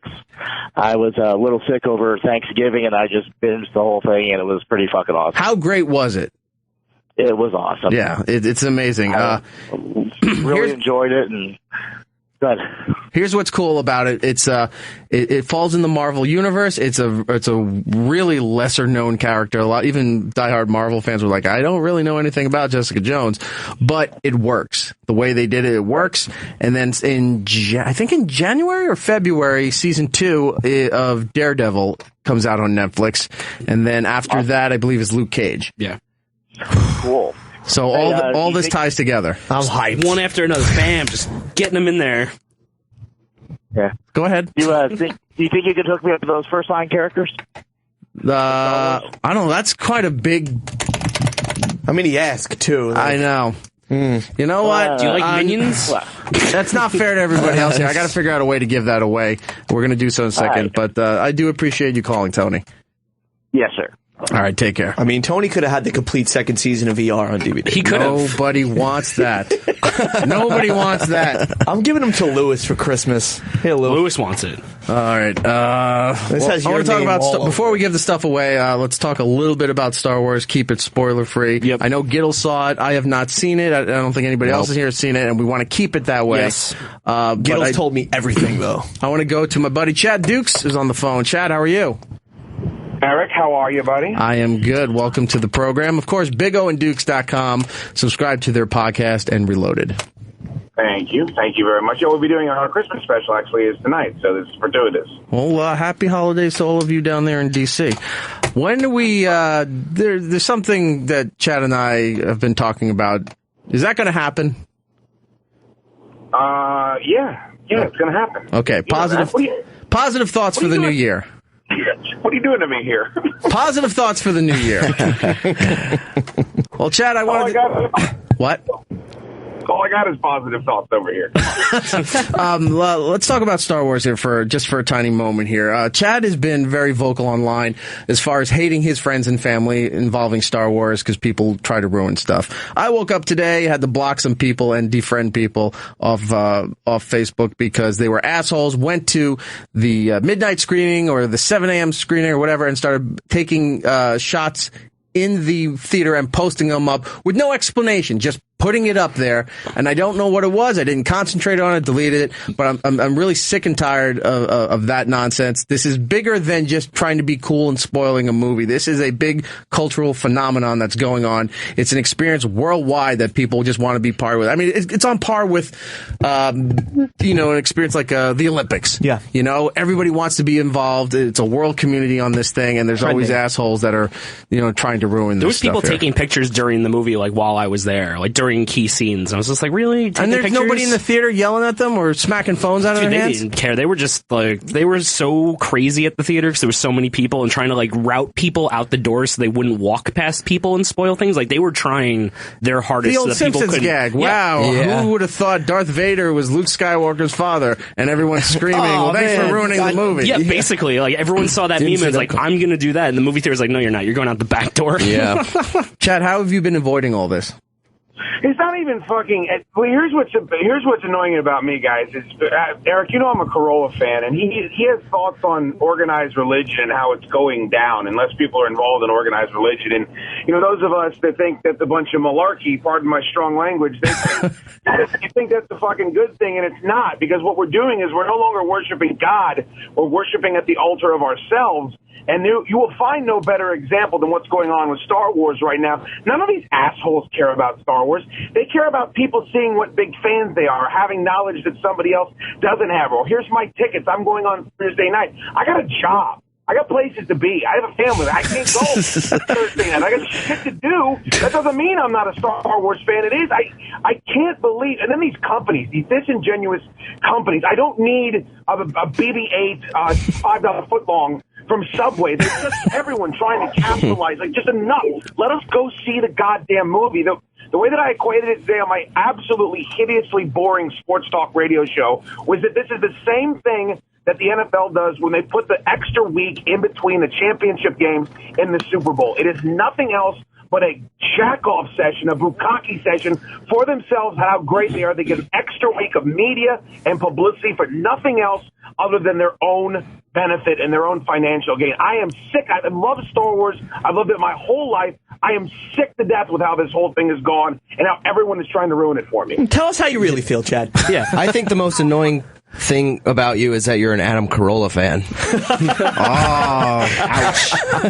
Mr. Dukes worships at the altar of Adam Carolla. It's funny that he makes that point because he's absolutely right. It's his overall presentation of, look at me, I'm a fan. I'm going to show you I'm a fan. I'm going to tweet it. I'm going to Snapchat it, Facebook it, Instagram it. It's the same thing with professional wrestling. It's the same thing. Like, we all want to present and be some type of this, have this grandiose thing. Like, it's us, and I'm an expert. I'm going to shove it down your throat and talk about it. You're above the product. Exactly. Right. Well, I feel like with the Star Wars spoilers, too, everyone's like, don't tell me any spoilers. I don't want any spoilers. And then the second you see the movie, you're like holding your mouth. Like, everywhere you go, like, I just want to tell everyone everything, and I just want to talk about it. It's also a matter of respect, though. Well, yeah. Right. I mean, I didn't tell people who didn't want to know things, but I'm not what that is? That's on par. doing it. That's on par with saying, my sister's pregnant. She hasn't told the family yet, but you just ran and did it on the holidays. Yeah, just because you needed to be first and make it all about yourself. Yeah, totally. It's crazy.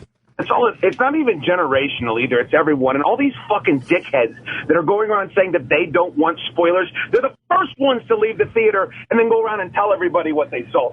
I don't want spoilers until I have the information, and then it's a spotlight on me, everybody, like Dave Bautista. Where's my spotlight? And it's the same thing with every fan base now of anything.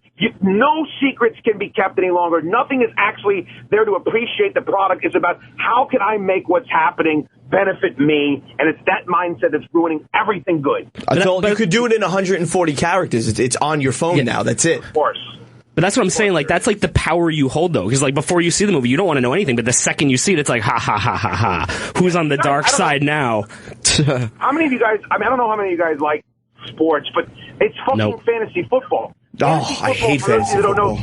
Nobody's sitting in the bar anymore to watch football games. They're sitting in the bar to watch their fantasy football players score and then demonstratively tell everybody in the bar that their personal fantasy football team is doing well when nobody gives a shit other than the person that owns the fantasy football team. Well, Jar Jar ran for like 89 yards in this movie, so... Yeah. I would be better. I would be better off. No, I just don't. I mean, I can't believe these are not. It's not just. I expected the audience that listens to Opie and Jimmy in this channel or this show or whatever. I expected them to be dicks and started sending us stuff or whatever. I didn't get that today. And look, the audience doesn't get a lot of props. I'll give it to you guys here. Well done for not doing that, which means I got to turn off my Twitter now because I can't look at it on the way going home.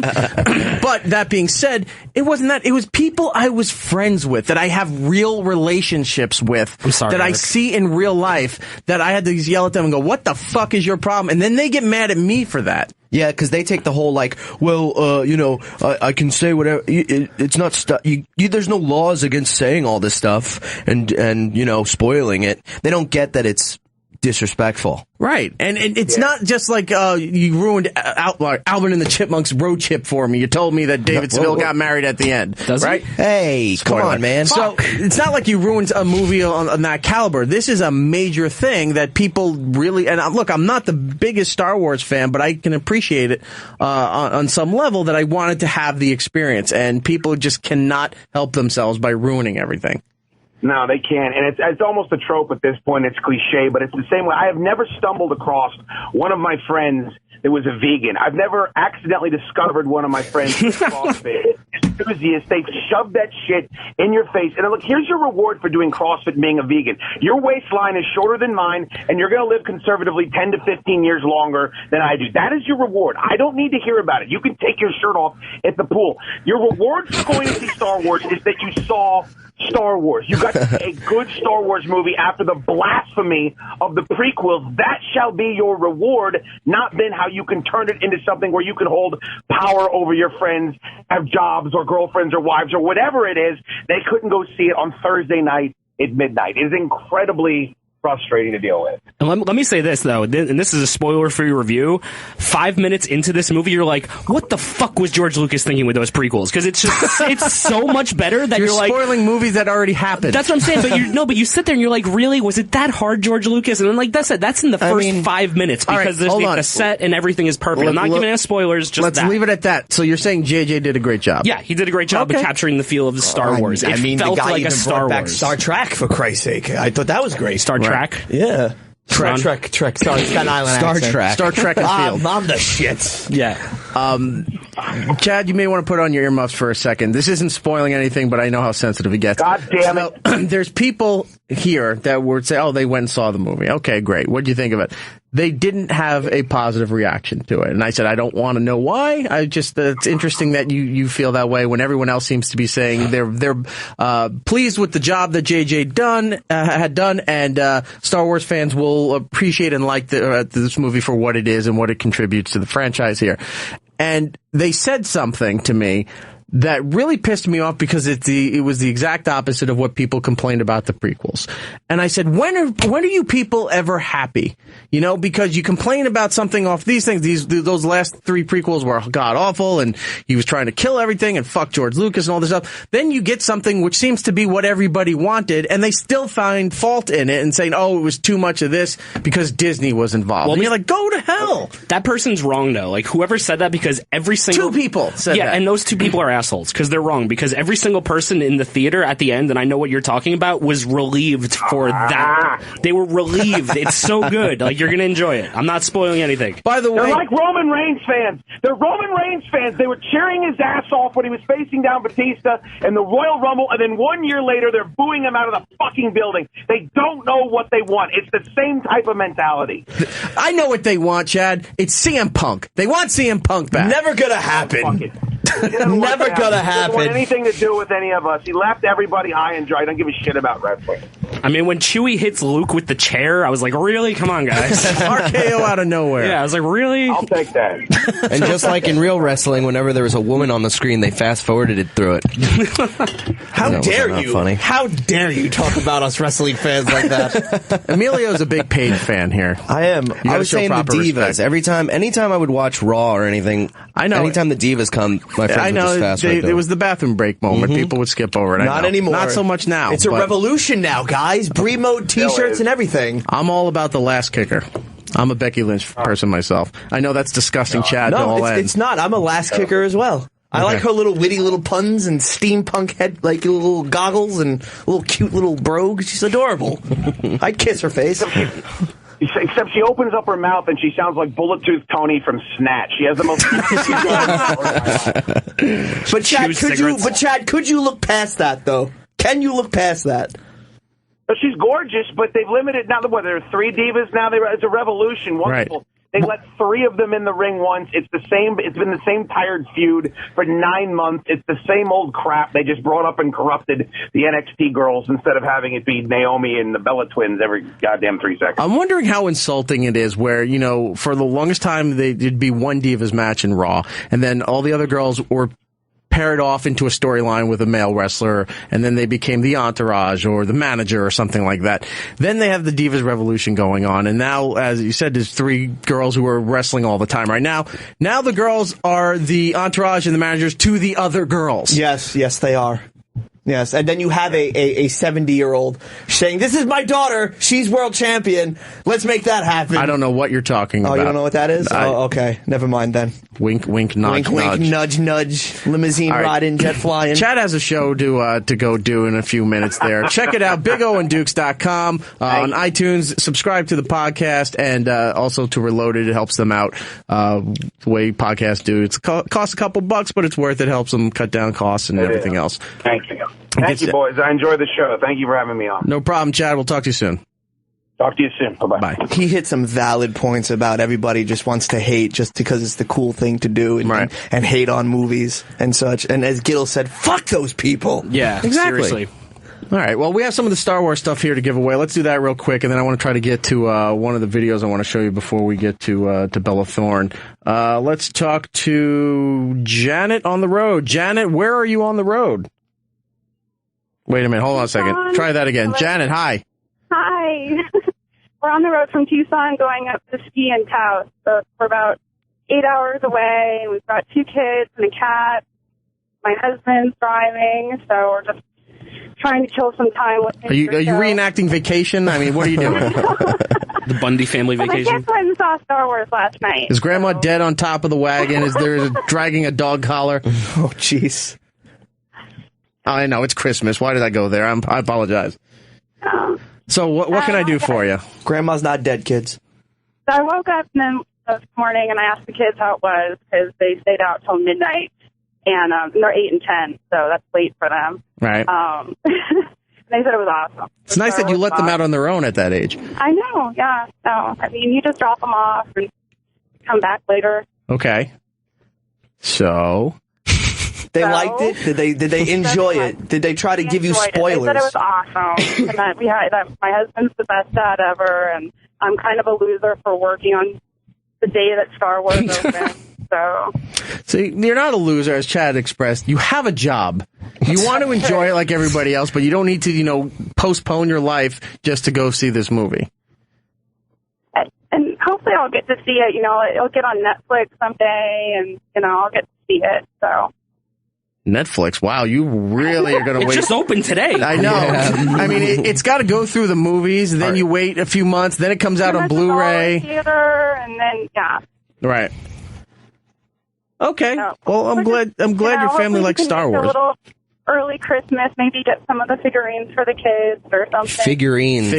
See, that's a typical mom thing to say, figurines. Right. See, I can't fault her because she's a mom. Now, if Chuck from Staten Island called in and is like, you want one of those figurines? Hey, can I have one of those I'm picturing like a Precious Moments Darth Vader. They'd be giant dolls with like ecstasy tablets in them. Hey, Walmart, can I get one of those, those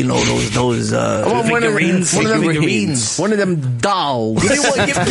Give me one of those Rilo Kiley figures. Yeah. My kid wants one. Do your kids play video games? Do they what? Do they play video games? They do. They have a do you have the Disney Infinity? I don't know. We have an Xbox. All right. I'm not gonna give you those. You know what? I'll give you the Wave 1 figures. All right. Okay. All right, I'll put you on hold there, and you figure out what to do with your life there.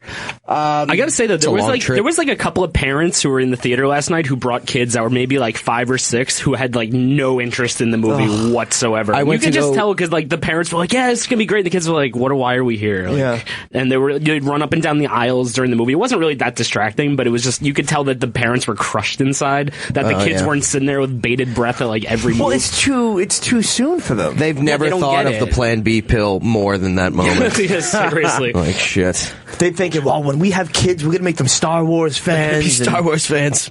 Then when the kids find out they want to like play sports, it's fuck, ruined. God, my kids. What are you, gay?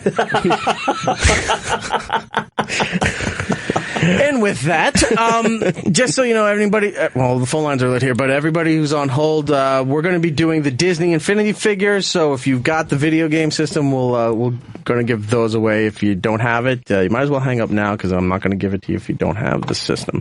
Let's go to. Say they have it, Eric. Just showed all your. You just showed your hand, man. Dutch in Pittsburgh. Dutch, how are you? Doing good. Sweet. Thanks. All right, for take calling. care. We appreciate it. All right. Let's go to. Good call, bro. Good call. Let's go to Matt and Cali. Matt, how are you? Hey, how you guys doing? Where in California are you? I'm in LA. Oh, nice. So I had tickets for months in advance for Star Wars. Right. And I was like, oh, sweet, we're going to 11. My girlfriend and I, a buddy of mine, bought tickets. It's like 9 o'clock, and my girlfriend comes home from work, and she's like, I don't feel good. And I'm like, are you fucking kidding me? And she's like, we can't go tonight. And I'm like, you can't go tonight. I could totally go tonight. And she ended up, she's like, we'll go this weekend. It'll be great. And I'm like, yeah, it'll be great. I just have to stay off of Facebook for the rest of my life. It's fine. just drag her to the theater, man. Put her in like one of the handicap seats there. Just well, we had duct tape her arms. Prime seats, like the ones with the lazy boys and everything. Like we had the nice seats. So I was like, you can just sleep there. Just go there and sleep. It'll be great. You can say you were there. It'd be fantastic. Dude, just break up with her, man. Yeah, it's I'm not in worth the it. process right now. Actually, I hope she's listening. Yeah, isn't there an app for Star Wars daters? Like Star Congratulations, Wars daters? sir. You just, insulted Just your don't use girlfriend the in 2 Force. countries. But yeah, that was fun. Do you got the Infinity system? No, I was hoping to get season 2 of ER. Is that still on the table? Yes, it is. It actually is. Nobody wanted it, Erik Nagel. Dude, it's a great season. All right, well, Matt in Los Angeles, congratulations. You've got Emilio's used and bent up copy of ER Season 2. You will love Julianne Margulies in this.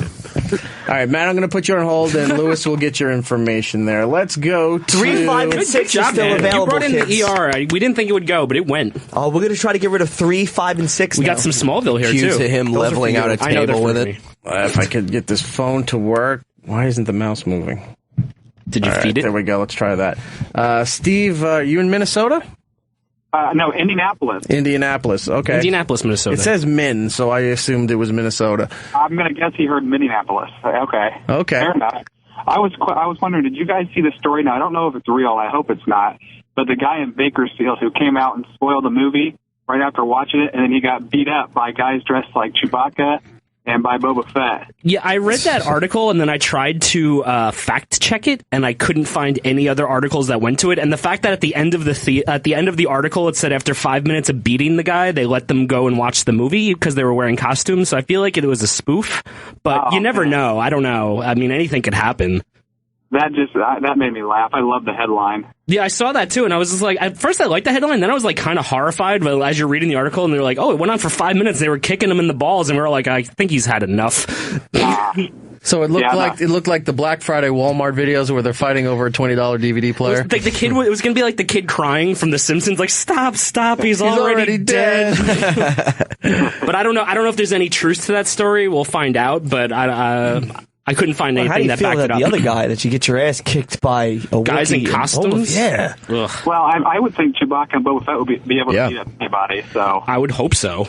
There was another story today I saw from Fox here in New York. It was posting headlines, but there was no link to any article. It just said story developing, and finally came out that I guess in Freehold. People were going in to see Star Wars, and someone called in a bomb threat, so they evacuated the theater for a few hours. So the movie had just started, and some people in another theater were halfway through, and they had to cut back. So they get back into the theater, and they had to start the movie all over again. Oh, man. How long is this movie? That's great. It's like 6 hours.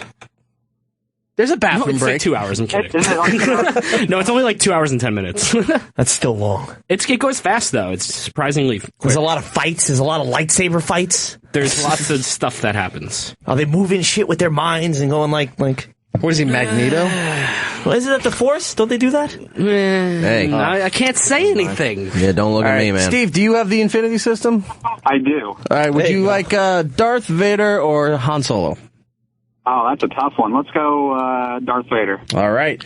Steve, going to put you on hold. Lewis will get your info for Darth Vader. That means we got the Han Solo figure left for Infinity. And ER Season 3. And, 3, 4, maybe 5. I don't know what's No, 3, 5, and 6. I don't know where the other ones went. It's probably, holding up a dresser somewhere. Some hobos sitting on it.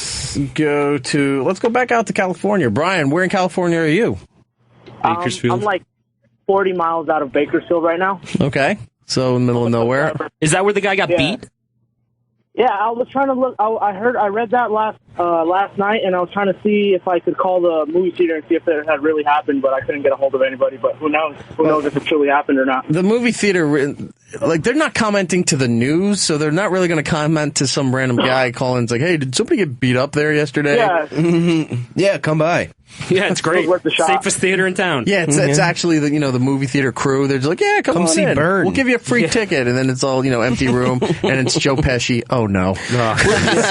We're sorry you got your ass kicked, but here's an advanced screening of Joy. If I worked at a movie theater and somebody got their ass whooped and somebody called and wanted to know, I'd be like, yeah, somebody got their ass whooped. Not only that, there would be video of it. If like 3 people in suits beating a guy for 5 minutes, there would be video of a there'd at Wookiee least be just a kicking Vine or a someone. Snapchat or something. I just like thinking about that's true. the movie theater manager who's got the balls to be like, yeah, someone got beat up here. That's what we do. Don't spoil the movie. You're next, dick. Well, all I can Wookiee say mistake. is that if there is a video, just keep checking World Star. It'll show up there at some point. Yeah, definitely. World Star Wars. Yeah. Hey, I see what you did there. I see what you did there. Thank you. Brian, do you have Infinity? Yes. All right, I'm going to give you the Han Solo figure, all right? Awesome. Thank you. All right, I put you on hold, and all the Star Wars stuff is done for today. This person says Star Wars is my religion. This could be really sad. Let's see. Bo in New York. Hello, Eric. Hi, Bo. Where in New York are you? I'm in Poughkeepsie, New York. Okay, you're not that far. No, not that far away. Love you, handsome. Love the show. Thank you. I was saying that Star Wars is actually more of a religion in our house than our actual religion. I don't think that's sad. I think that's wonderful. I teach my children the way of the Force. No, I mean, as long as they're not, like, applying that in real life, if they're just staying fans and not... Not a bunch of weirdos running around. It's just. Well, I don't know your family. So instead of pictures of the Pope, you have pictures of, like, Vader? No, it's James Earl Jones. Oh, James Earl Jones, yeah. What transcends the movie? Would you teach them, like, the way of the Jedi or the way of the Sith? Because Jedis aren't allowed to, like, love or anything, They're not allowed they're not priests. They can love. No. They're not allowed to love. The Sith can't love. Yeah, the Sith can love. Then how do they make more Jedis if they can't make love? That's true. They sell they sell their Force at sperm banks. Yeah, I think you're thinking of Spock. Spock can't love. Hey, I'm not a big Star Wars religion guy. I only go every Sunday. But isn't like Jedi like an actual recognized religion in Europe or Australia, something like that? I remember reading that. It's a California religion, isn't it? Everything's religion in California, but yeah, it's called Scientology. Yeah. Yeah, I don't know. That's cool though. All right, Bo. Thank you. Thank you so much for the call, man. I appreciate it. We're going to have to take a break in a moment here, and then we're going to get to Bella Thorne and then some other things before we get out of here. I want to go and have this mouse work. This is really a problem. Let's go to John in Philly. John, how are you? Hey, pretty good, man. Yourself? We're doing all right on this blessed of days, and of course, that's Star Wars release day. How are you, sir? I haven't seen it yet. I was the guy who called last week from Hawaii. Did you still not get your lost DVDs? No, but that isn't what I was calling about. Okay. I haven't seen Star Wars yet, but yesterday I was browsing the net and I saw Star Wars. It was Boba Fett versus Deadpool in the epic rap battle, and it was actually pretty damn good. Right. Our friends over at Epic Rap Battles of History, Nice Peter and Epic Lloyd, decided to surprise the fan base and the internets by putting out a special edition. Like he said, it's Deadpool versus Boba Fett. If you're not familiar with the Epic Rap Battles of History series, is what they do is they take fictional figures or historical figures and they have an actual rap battle, and then they leave it up for you to decide at the end of that. So I think that's, you know what, I'm going to bring this up right now. We'll play this going into break. This is the brand new thing from Epic Rap Battles of History. When we come back, we're going to talk with Bella Thorne, and then we'll wrap up the show, all right? Sure. All right, thanks, John. I appreciate it. Here it is. Ladies and gentlemen, I think this sets the record for the guest who's returned to the show the most. Please welcome back Bella Thorne. Thank you. I love being here. This is like my favorite of all the interviews is when I come here. She lies so No, well. seriously. No, really. Plus, the camera's not on me, so I can just be in whatever ugly position that I can fit my legs into. Right. Well, this isn't our normal studio, so it's an awkward setup, but she came in, made herself at home. She has her legs up and just relaxing like she's at home. Yeah. I know. Mm-hmm. It's good that you have that kind of comfort to just walk right in, and especially the day, the trip that you've had here in New York, you did Kelly and Michael, and you did a whole bunch of other press, and where you got to, be proper and prim and, looking your best, sitting up straight. You should see me, because my mom always, like, in regular life, she's always like, Bella, your back. I'm going to get you a back brace. If you don't fix it, like, it's seriously bad. I just can't let you walk around like this. Stop slouching. Like, all hunched over. My legs are like, my boyfriend's always like, baby, you're wearing a dress. Close your legs. I, like, don't. Well, you've kind of got a little bit of the tomboy feeling in you, yeah. You have no idea. Wait till you see me. I think not we in talked this about outfit. that last Total time. Tomboy, yeah. For those who listen to the show, we had you on for Alexander and the extremely long title for that movie, and then the last time was for The Duff and MTV Scream, and we also talked about your face is still all over Cocoa Pebbles. Is it? Because Yeah. I actually went in the I was actually in the grocery store, and I'm looking, and I'm like, wow. I'm really freaking butthurt right now that my face isn't on that cereal box, because they put back on the cartoon, and I was like, hello guys, where am I? No, you're still there. I went back and I was like, you know what? Last time we got a couple of boxes, you signed them and we gave them away. And I was like, oh, maybe we'll do that again. I said, no, we did that last time. But they're there. I saw them in the store. Now that could mean that they put more out, or it wasn't selling well. I honestly, hey, it was selling well. Don't give me that. I honestly, being on a cereal box is probably one of the top things that's ever happened to me. It is. I would frame that thing. so cool. I'd cut the box, have it professionally framed right on my wall, or get them to give you the big, the mock-up, the big, high quality version. Oh, I don't want that. Just huge. No. No? I don't need all that face. Put it right outside so all the neighbors see. Too much of me. Look who you're living next to. What you're dealing with. Well, there's more of you now, because now you're in Alvin, the new Alvin and the Chipmunks movie, which is a great thing. You're playing a pop star. Yes. Ashley. It's called The Road Ship. This is the third one, right? This is the fourth. Fourth one. So many of them. And our friend Jason Lee is playing David Seville, as always. Oh, yeah. He's awesome. You know he's a skateboarder before all this, right? I had no idea. He was a professional skateboarder, and then got into a bunch of Kevin Smith's movies, and then his career took off from there. I did not know that. I thought you were about to say Justin Long, and I was about to be like, oh my god. No, Justin Long also did Kevin Smith movies. He did that weird Walrus movie that just came out last year. You know what? I Tusk, heard. that's what it was. Tusk. My brother said that was such a good movie. It was. But just so gross that a lot of people, like, at the end of the movie were like, oh, like they didn't know what to say to their significant other, because they were so... They didn't know how to recommend it. They were so physically disturbed from watching the movie, but I really love movies like that. You don't understand. Those are my favorite movies. If somebody is mentally disturbed, that's my favorite. Well, we'll get into some of the other mentally disturbed roles that you have coming up and what you did in Scream, but let's focus on Alvin and the Chipmunks here. Now, it's a great family movie, and it's a good alternative for an unfortunate weekend where it's coming out against the biggest movie of all time, Star Wars. But if you don't have, a lot of people have kids that they can't take to Star Wars because they can't handle the action, some of the violence, things like that. This is the other movie. There's always good to have two movies on an opening weekend. The adults can see that the families can see, and that's what this is here. This is a great opportunity for people to come, and especially Alvin and the Chipmunks fans. The other three did really well, so of course they're going to do a fourth. Yeah, the other three did amazing, and I hope this one does just as well. I completely understand if it doesn't because of the monster that we're going against. I always have really bad luck, though, with movies because, Blended went against Maleficent and X-Men.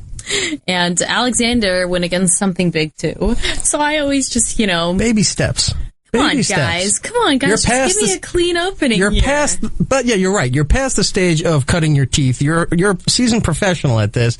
Give her a huge opening weekend. Guys, please. But here's where it works out in your favor because, of course, that thing's been, hyped for the last 3 years. They've been promoting that movie. Get the opening weekend out of the way. You're going into the holiday season. All the kids are home. Parents are going to have to do something with these kids. I think the movie's going to do really well in the next stage. Going into all of that. I really hope so. It's such a funny film. If you love the rest of the franchise, which everybody does, then you're going to love this one even more. It's got the same, mischievous humor. You have, great characters. You have some new characters. Alvin's hilarious. There's so many, puns and jokes, and there's dancing Alvin and singing. played by Justin Long. Yeah.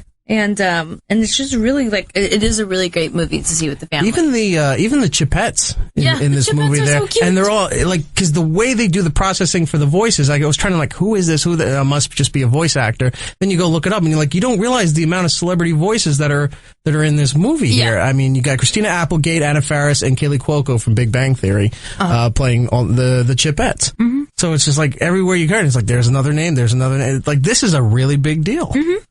So Ashley is your character. She's playing this pop singer here. What is Ashley's role as far as the movie? The chipmunks ask her for a really big favor, and the character is really sweet and, you know, very just down to earth and humbled, and, you know, doesn't let her fame get to her. Right. And she does. She helps the chipmunks out in a really big way, and the chipettes. And you'll have to see exactly what she does if you go see the movie, but it's pretty cute, I must say. Now, from the trailer and everything, the basic outline for the story is that the chipmunks are worried about David Seville's new girlfriend, that if something goes on with them, that he's going to leave them alone, which is what kids think. You know, if you have a single parent and they're going to get married, they kind of wonder, like, well, if that relationship happens, they're going to forget about, you know, the kids and the family and stuff like that. So this is going on. I'm guessing they're asking a favor. Maybe it works out for the couple. Maybe it doesn't. I don't know. You have to go and see it. Gosh, I just have a feeling that it does. Well, especially if they want to do a fifth one. It would be smart to make that thing go really well. And it goes against the second Star Wars of the new ones. Right. It's like, oh, you're going up against it. God damn. Yeah. I just can't win on this thing here.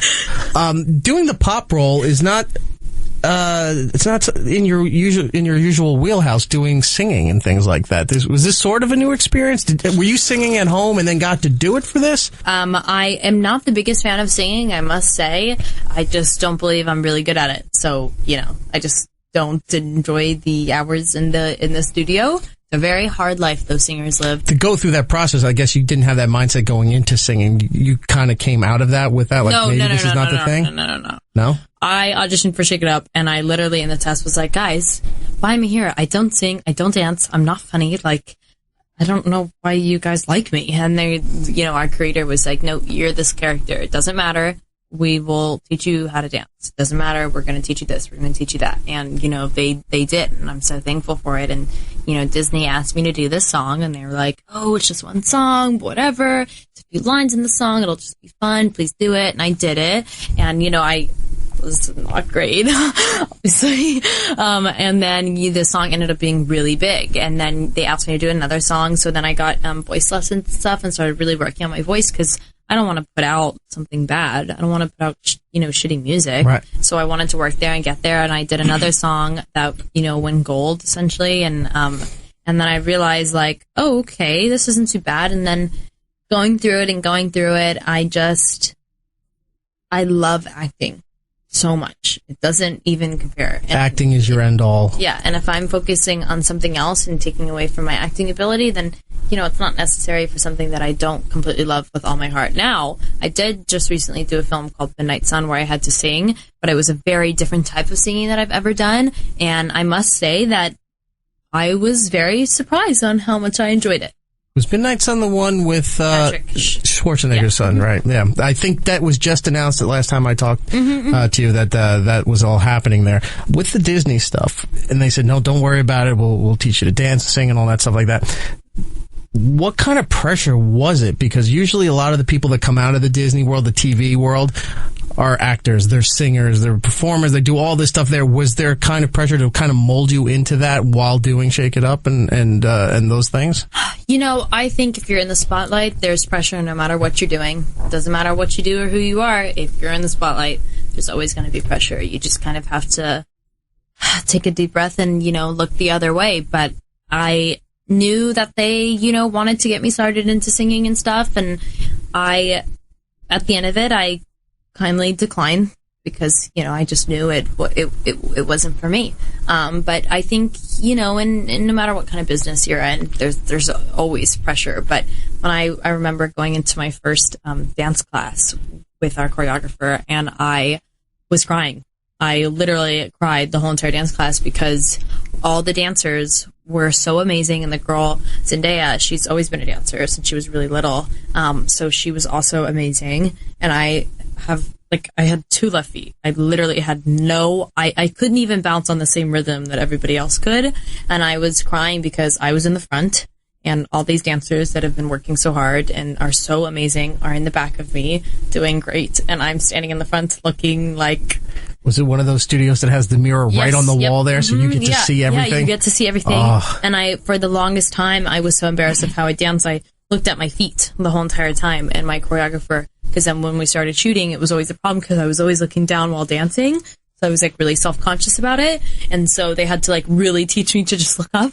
I would like look anywhere else, like at the ceiling, because I was just so nervous of people looking at me while dancing. And then I got over it. And dancing, I will say, is one of the things that I'm so thankful for that I did that show, because I probably would have never danced without it. I would have never been able to, really push myself into that place. And I'm so happy I did. It's my second love. I can dance anywhere, anytime. If nobody's dancing, I'll make sure everybody gets up and starts dancing. I love to dance. I understand that. Like that does seem horrifying. That's almost like public speaking. When they like go up and make a speech in front of all these people. You have no idea my fear of public speaking. It's really bad because I had to get up in front of the class when I was younger and read, and the teacher would always make me, and I have no idea why. She knew that I couldn't read, and she would constantly make me do it, and I would cry. When I get really nervous, I start to cry. I don't know if you know that, but I will actually start to cry because I'm so nervous. So if you watch any of her projects, if she starts crying, it's nervousness. It's not acting skill.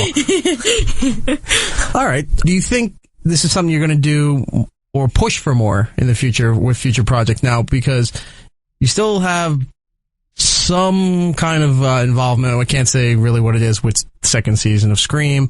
And then you have a whole slew of movies coming up in the next year or two, but they're all thriller, psychological, horror-based kind of things like that. I'm trying to see where the movies are here. Shovel Buddies, another Amityville, and Keep Watching there. So you got some time to get your dancing and your singing skills up to par while you go and do those things. You can practice on your own without having to be in the public for it. Yeah. I won't be practicing those things. I will not be practicing. I'm strictly focused on what I'm there to do every day. And, on my off time, I'm studying film. A lot of people study acting in very different ways. People go to classes. Classes never worked for me. I'm terrible with a coach for some reason. I have no idea why. I love to study film by watching it and just, appreciating, the art. If you watch a film with me, you don't trust. I'm really like, that continuity. I mean, did you hear that ADR? What is going on here? That is terrible. And I just I can't help it, but I'm just like, oh my God, her wig. Does anybody see the wig? I just cannot help. It's like word vomit coming out of my mouth. When sometimes the clocks are wrong. Oh, like if you see the time difference, it's very small. Really you don't see it much anymore, but a lot of the 80s, when they were trying to do mainstream horror movies, like the clock over by the fireplace was like the arm is over here, then in the back in the mirror it's over here, but it's over there again. Yeah. They really watch for that more strictly now, but because I want to. Yeah, that's a fireable offense now. I think. Yeah. It's not like that's just a trivia footnote. Now people get in trouble for that. Yeah, well, yeah. Also, with days and times, it gets really mixed up in film so easy. And then you are like, oh no, they can't do this or that because this wardrobe is different. So, you have to put these days together instead of, and it gets so confusing for the poor prop masters that have to keep resetting the clocks. It's like, oh my God, but it's really Scripty's job to be like, hey, by the way, that clock is wrong. We're watching it. Right. Your acting skills, you're doing something right, because I saw in the, you did a Facebook chat for Alvin and the Chipmunks, and somebody asked how you got the role, and you said that it was unreal because you just went in for the audition. They gave you the job right on the spot. So, that's kind of cool to go in and then you nailed it. We don't need to see anybody else. You are the person for this role. Yeah, I think a lot of people ask me how I prepared for this, and this is a lot easier than anything else I've ever had to do, because I think the director, Walt, just realized how I'm just so similar to this character. Actually, I've dealt with the paparazzi, I've dealt with that kind of stuff. I act just like her in, various different ways, and I have done my fair share of singing. So, we're pretty much, he definitely saw me in that character and was like, oh, there you go. Might as well, film it. That's the character. Right.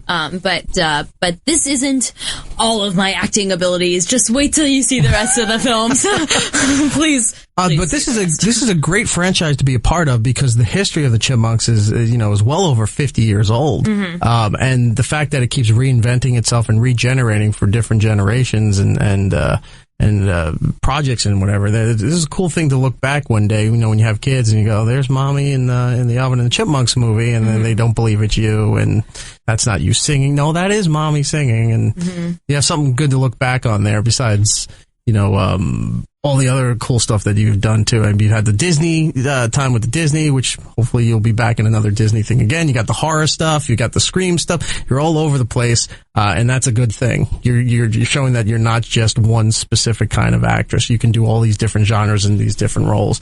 You do the music, you do the dancing. You also have the book. I wanted to talk to you about here, Autumn's Kiss. What is the mindset or the time frame for you to sit down and actually write this? Is this something that you kind of had to have somebody with you to nudge you to keep going, keep doing it? Or is this something that you go, I'm going to sit down and try to crank this out the best I can? I think that with any form of arts, you can't really, sit down and be like, oh, hey, I'm going to crack through this. The book and the stories can't sound written. They have to sound lived. Mhm. So that's really important. And the way you kind of make that happen, hopefully I did it in the book, is, a lot of people tell me, oh, this and this happened to me today, or, this and this was funny. Oh, my friend said that this happened to this girl, and I'll listen to it and I'll be like, oh, and I'll get all my notes on my iPhone, and I just type in my notes, this, and this for Autumn, or this, and this, and then I'll go back at the end of the day and take down all my notes, reprint them, and then make story points, and then go back to the typewriter, write a few pages and this and that. Then I'll send it to my ghostwriter, and then we'll meet up, have coffee, and we'll go over some points about it and this, and do this differently, and she'll give me ideas and that. But definitely my mom was so happy and proud that I was writing the book. She was just like, every time that I was like, oh, I'm stuck. I don't know where Autumn's going in this. I don't know, if girl's going to relate to this character. She would just be like, Bella, they're going to, because part of you is in her, and so is everybody else that you've ever met in your life. You put in those characters, so she's got to be relatable. You're going to do it. It's going to be easy. Just keep going. Out of everything you've done and everything we've discussed so far, where does writing the book fall as far as difficulty in what you do? It's pretty difficult. I'm not going to lie. It wasn't the easiest thing I've ever done, but it's one of the things that I'm definitely most proud of. It's a lot of commitment, a lot of discipline to sit down, to focus, to get it done. And like you said, to make it sound like it's a life lived and it's spoken rather than this is just something somebody wrote. Yeah. Page. Yeah. Well, that's where, the best art comes in with filmmaking and stuff too, because you read a script and you're like, wow, this was lived. This was not written. I'm running out of time with you. Of course, go see Alvin and the Chipmunks, The Road Chip, out today in theaters now. Go and definitely check that out. Take the family. It's definitely a good movie for you to watch. Some things I found on the internet that, real quick, I wanted to talk about. There was a piece from something called Clever News that you did, and it was 9 things you didn't know about Bella Thorne. And they asked you about your superpower. And I was wondering if you were into comic books and stuff, because you said you would want telekinesis so you could move stuff with your mind. Mhm. Are you into those kind of things, comic books, superheroes, that kind of stuff? Or I do. you just thought the power was cool? No, I do. I read a few comic books growing up because my brother, I'm really close with him, and he always is telling me what's going on latest with Marvel and this and that. And those are actually some of my favorite movies. They're the most fun for me to watch. I have no idea why, but I really love Spider-Man and Superman and this and that. I think it's so cool. I'm so excited for. Now, would you do one of those? If they came to you and said, hey, we think you could be another character in the X-Men, or we want to bring you into this, the Marvel or DC question. fold here. That's not a real question. No. What do you think I would say? I don't know. Obviously, yeah. Get your own, you get into the movie, you become the character, then you get your own action figure. Even if it's Funko not, Pop thing, something like that. Yeah, even if it's not DC Comics or anything, I would still love to play a badass female heroine character. Just a girl that doesn't need a man to fight the dragon. She can do it herself. I think, those are some of the coolest characters to play, because they're usually very innocent, but they're also really strong. But they can also be sensitive if you can catch them at a certain, time. And I think those characters have a bigger arc than normal characters that you find in the everyday movie. and that's a great franchise because there's a lot of longevity in that. Mhm. So if you get into a popular character, you're there for the whole run because they're I'm here, not going to people. kill you off. I'm showing up. Your next 10 years could be planned by Marvel Disney if you play your cards right. But let's hope 2016 that happens for you. I know you have a lot of other project stuff, but I would love to see that Bella Thorne got picked up for one of those movies. Thank you. And then you'd have your telekinesis powers and doing all the weird stuff that you only imagine that you could do. No, wow. But for now, go see her in Alvin and the Chipmunks, The Road Chip. Bella Thorne on Twitter and Instagram. You can follow her And there. Snapchat Bella Thorne Dab, and Tumblr Bella Thorne Dab. Are you into the Snapchat or doing it because you have to? Because they've been telling us to do Snapchat, and I still just can't grasp it. My friend once told me, he tried to get me into Snapchat. I was like, no, I don't want to do Snapchat. Boring. I don't want to fall into like the basicness.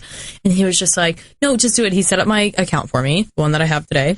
And he was like, just take a photo when you're at your worst or you're at your best. That's how you know when to snap. And I was like, okay. And I really didn't like it. And then all of a sudden, just got so into it, and I'm like the queen of snaps. Every time, like anybody that knows me knows that I'm like, wait, hold on, I gotta get on my snap. I like tripped and fell, almost ate like the floor the other day, and I literally got up and I was like, did anybody get that on Snap?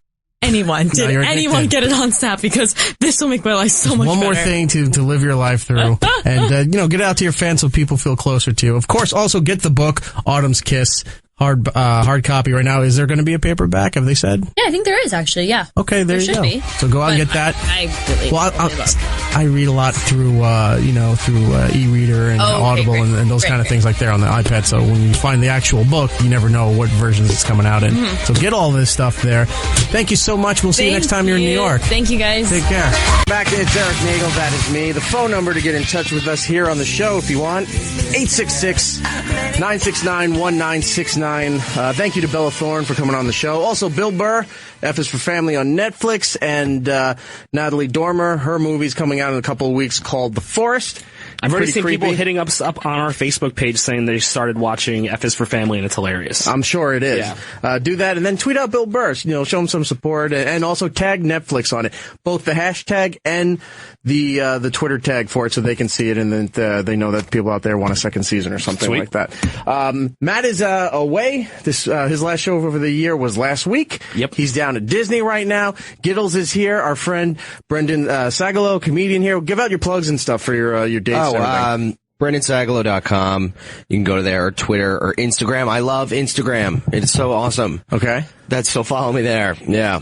And I'm always at New York Comedy Club. You can always go there. I'm there every night. Well, that's really selling yourself. I'm not good at it. Why aren't comics good at that? I don't know. I think it's because the one thing you have to do outside of your act. Because I don't know. We want to I don't know. I have no idea why I'm bad at it. I Can't be giving away free jokes on the street. Yeah, I could. It just doesn't get you. It just seems like so pretentious, and I think a lot of comics try to stay away from being pretentious. Yeah. And being like, well, me, of course. Yeah. Even That's though so we always pretentious of you to say, I know. I can understand that. But yeah, follow me on Instagram. I love that shit.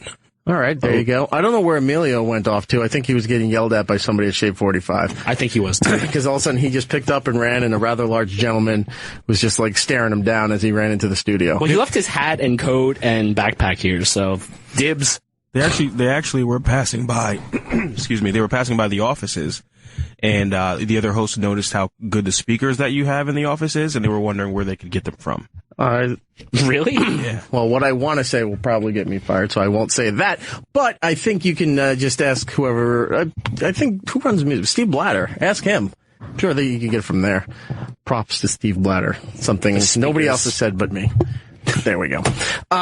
So Star Wars is out today. A lot of people are going out to see that. We're trying not to spoil anything, see any spoilers. We all want to just enjoy for this weekend. And look, we're not back until I think the 9th, 8th or 9th or whatever that first Friday is of January. That's when we come back here. So we'll have a few weeks off.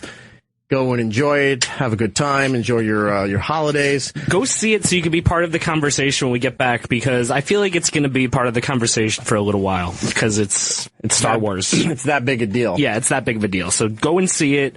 Get prepared. Get your questions ready. We're going to discuss this when we come back from vacation. There you go.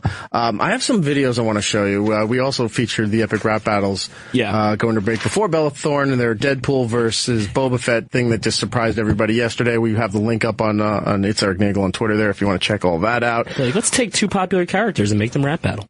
One thing I wanted to show you. Oh, let's do this one too. There's a trailer out now for Fuller House. Netflix put the trailer out, I think, yesterday. Okay. And the trailer itself is just, you hear the voices of everybody from the show, but you don't see anything. It shows the house, there's slow pans on the inside, and then... like their voices from the original show? Right. Okay.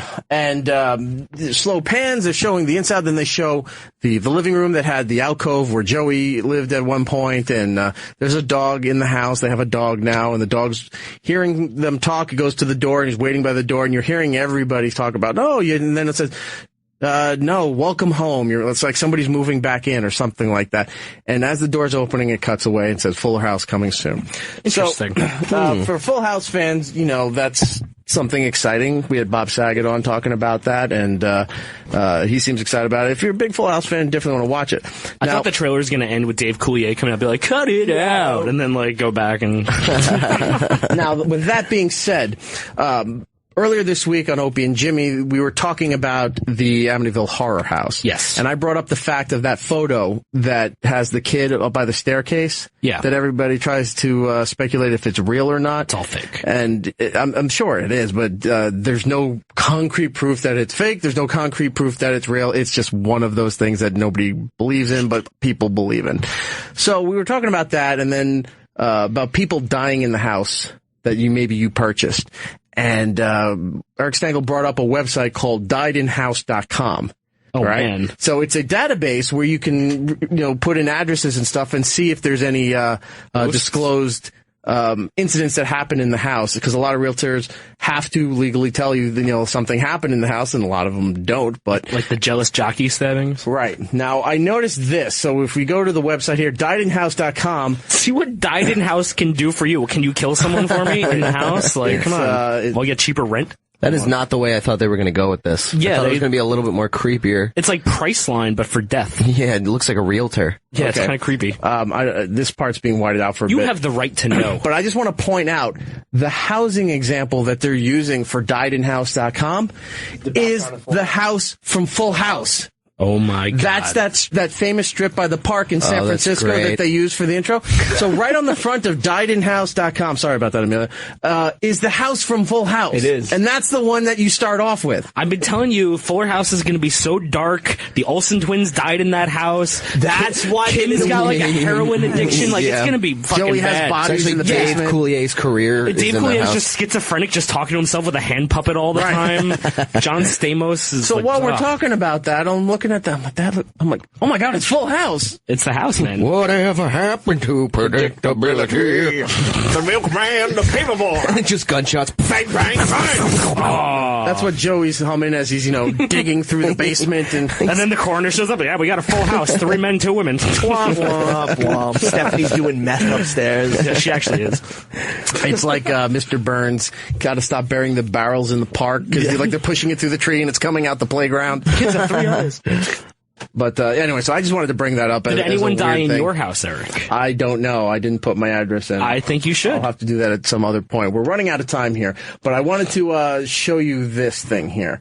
Now, I thought this was just somebody's clever animation project, like they got some skills and let me just and the software, and they just put this little video together. Let me just preface this by this has been on the prep sheet for 6 months now. Yeah. We're finally getting to it.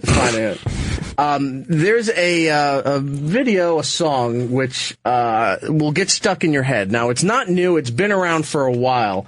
I'm guessing since 2012 here. With the times here. And it just keeps resurfacing every now and then. Finally, I took a look at it. It's very catchy. It gets stuck in your head. But you're not going to believe what this really is an ad for. You think it's just somebody's clever animation project here. So let's do that.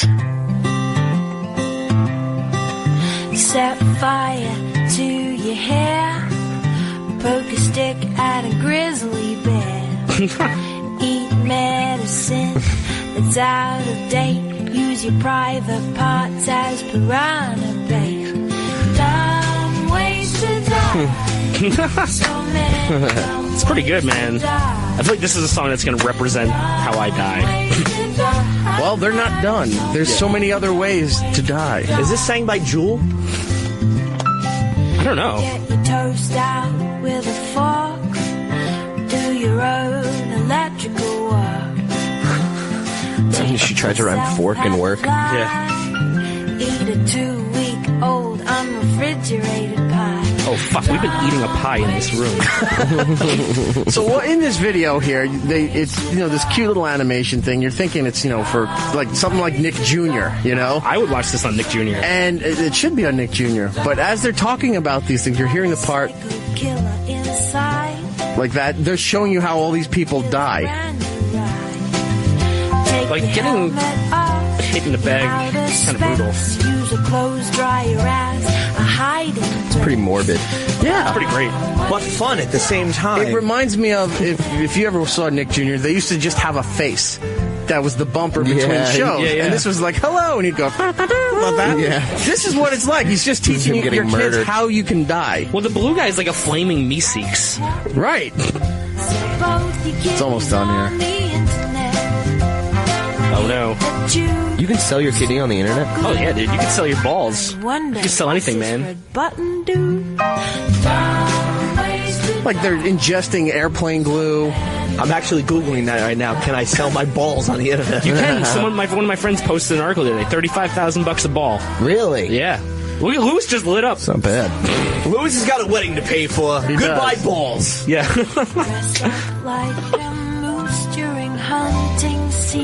Oh, that's just pretty ridiculous. It's pretty good. I like the animation.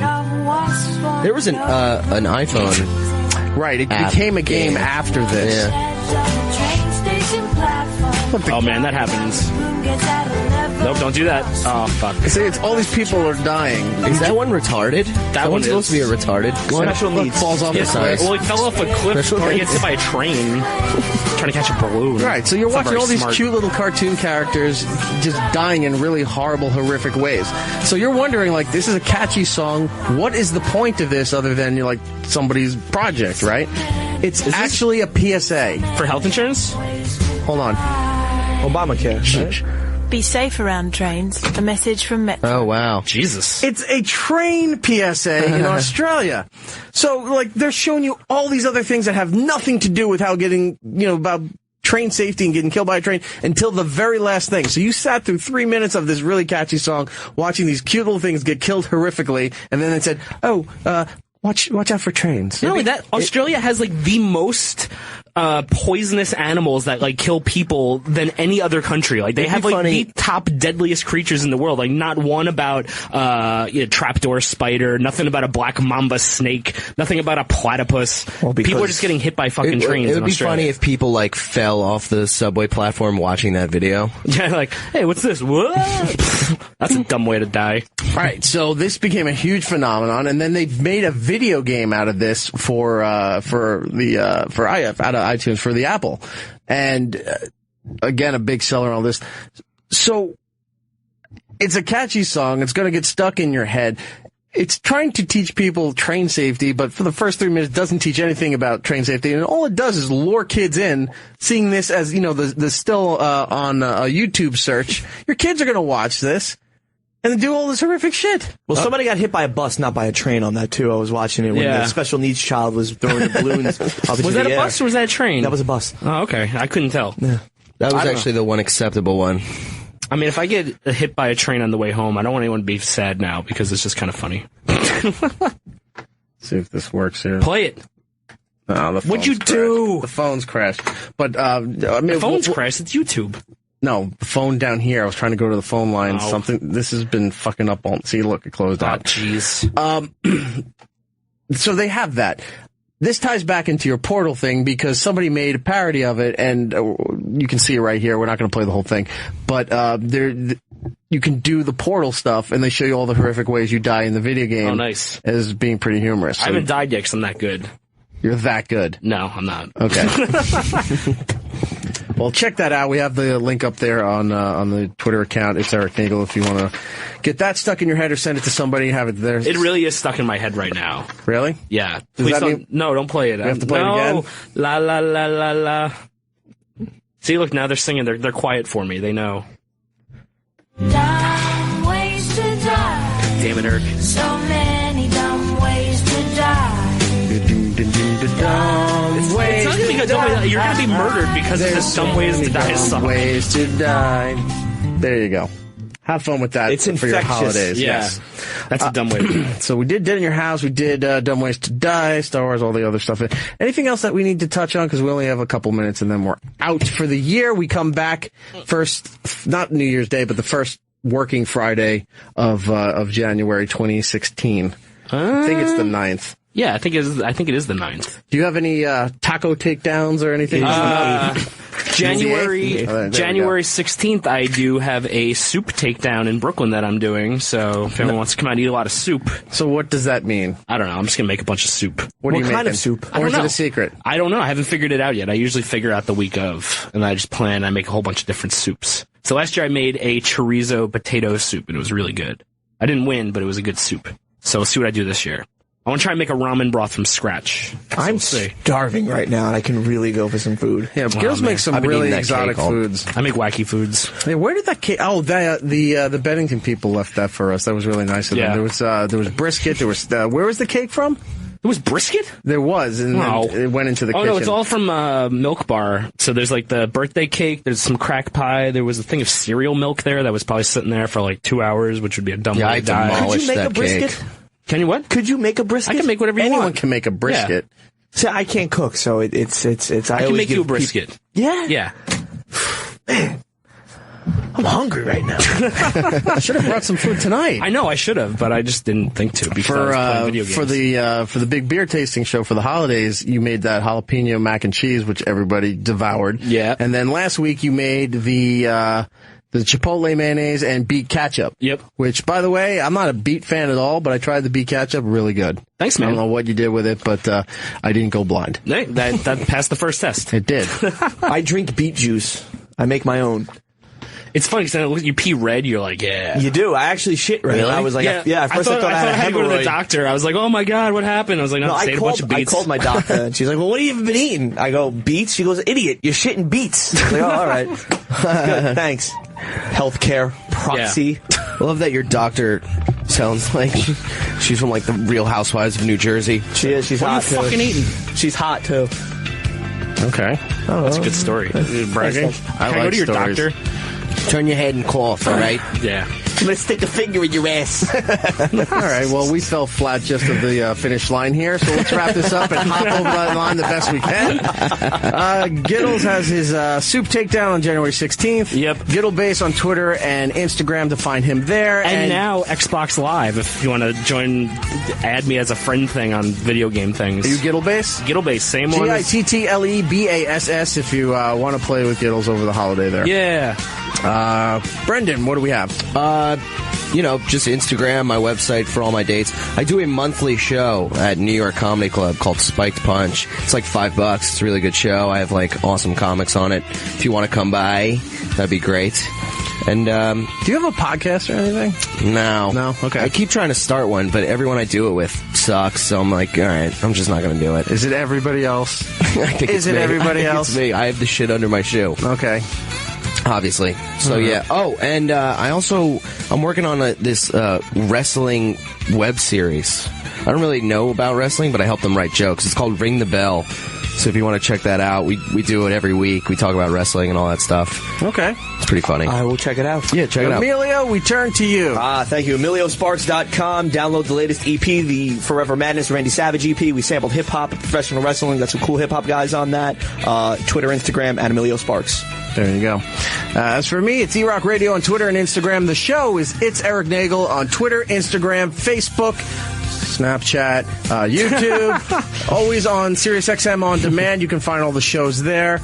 Lewis, congratulations once again on your news of getting engaged. Thank you. Do you want to give out plugs so women can hit you up? Yes, your weddings. If you're into Snapchat like the rest of the world is and not E-Rock, LewisJ21 on Snapchat, LOUISJ. Great things on there. Fantastic things on there.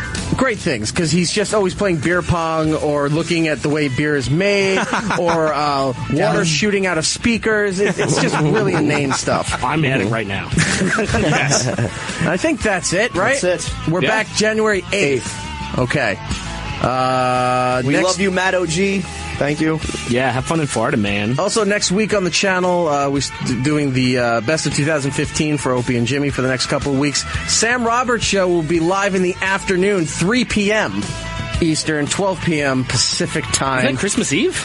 No, Monday through Wednesday next week, and then the Monday through Wednesday leading into New Year's. Oh, nice. So he'll be live at 3 o'clock, and then he'll have his replay at 9 o'clock as well. So check him out live at 3 o'clock. Much better time. I think that's about it. Yep, if there's anything else, follow us on Twitter and yell at us and spoil Star Wars at some point, I'm sure. Till next year, everybody.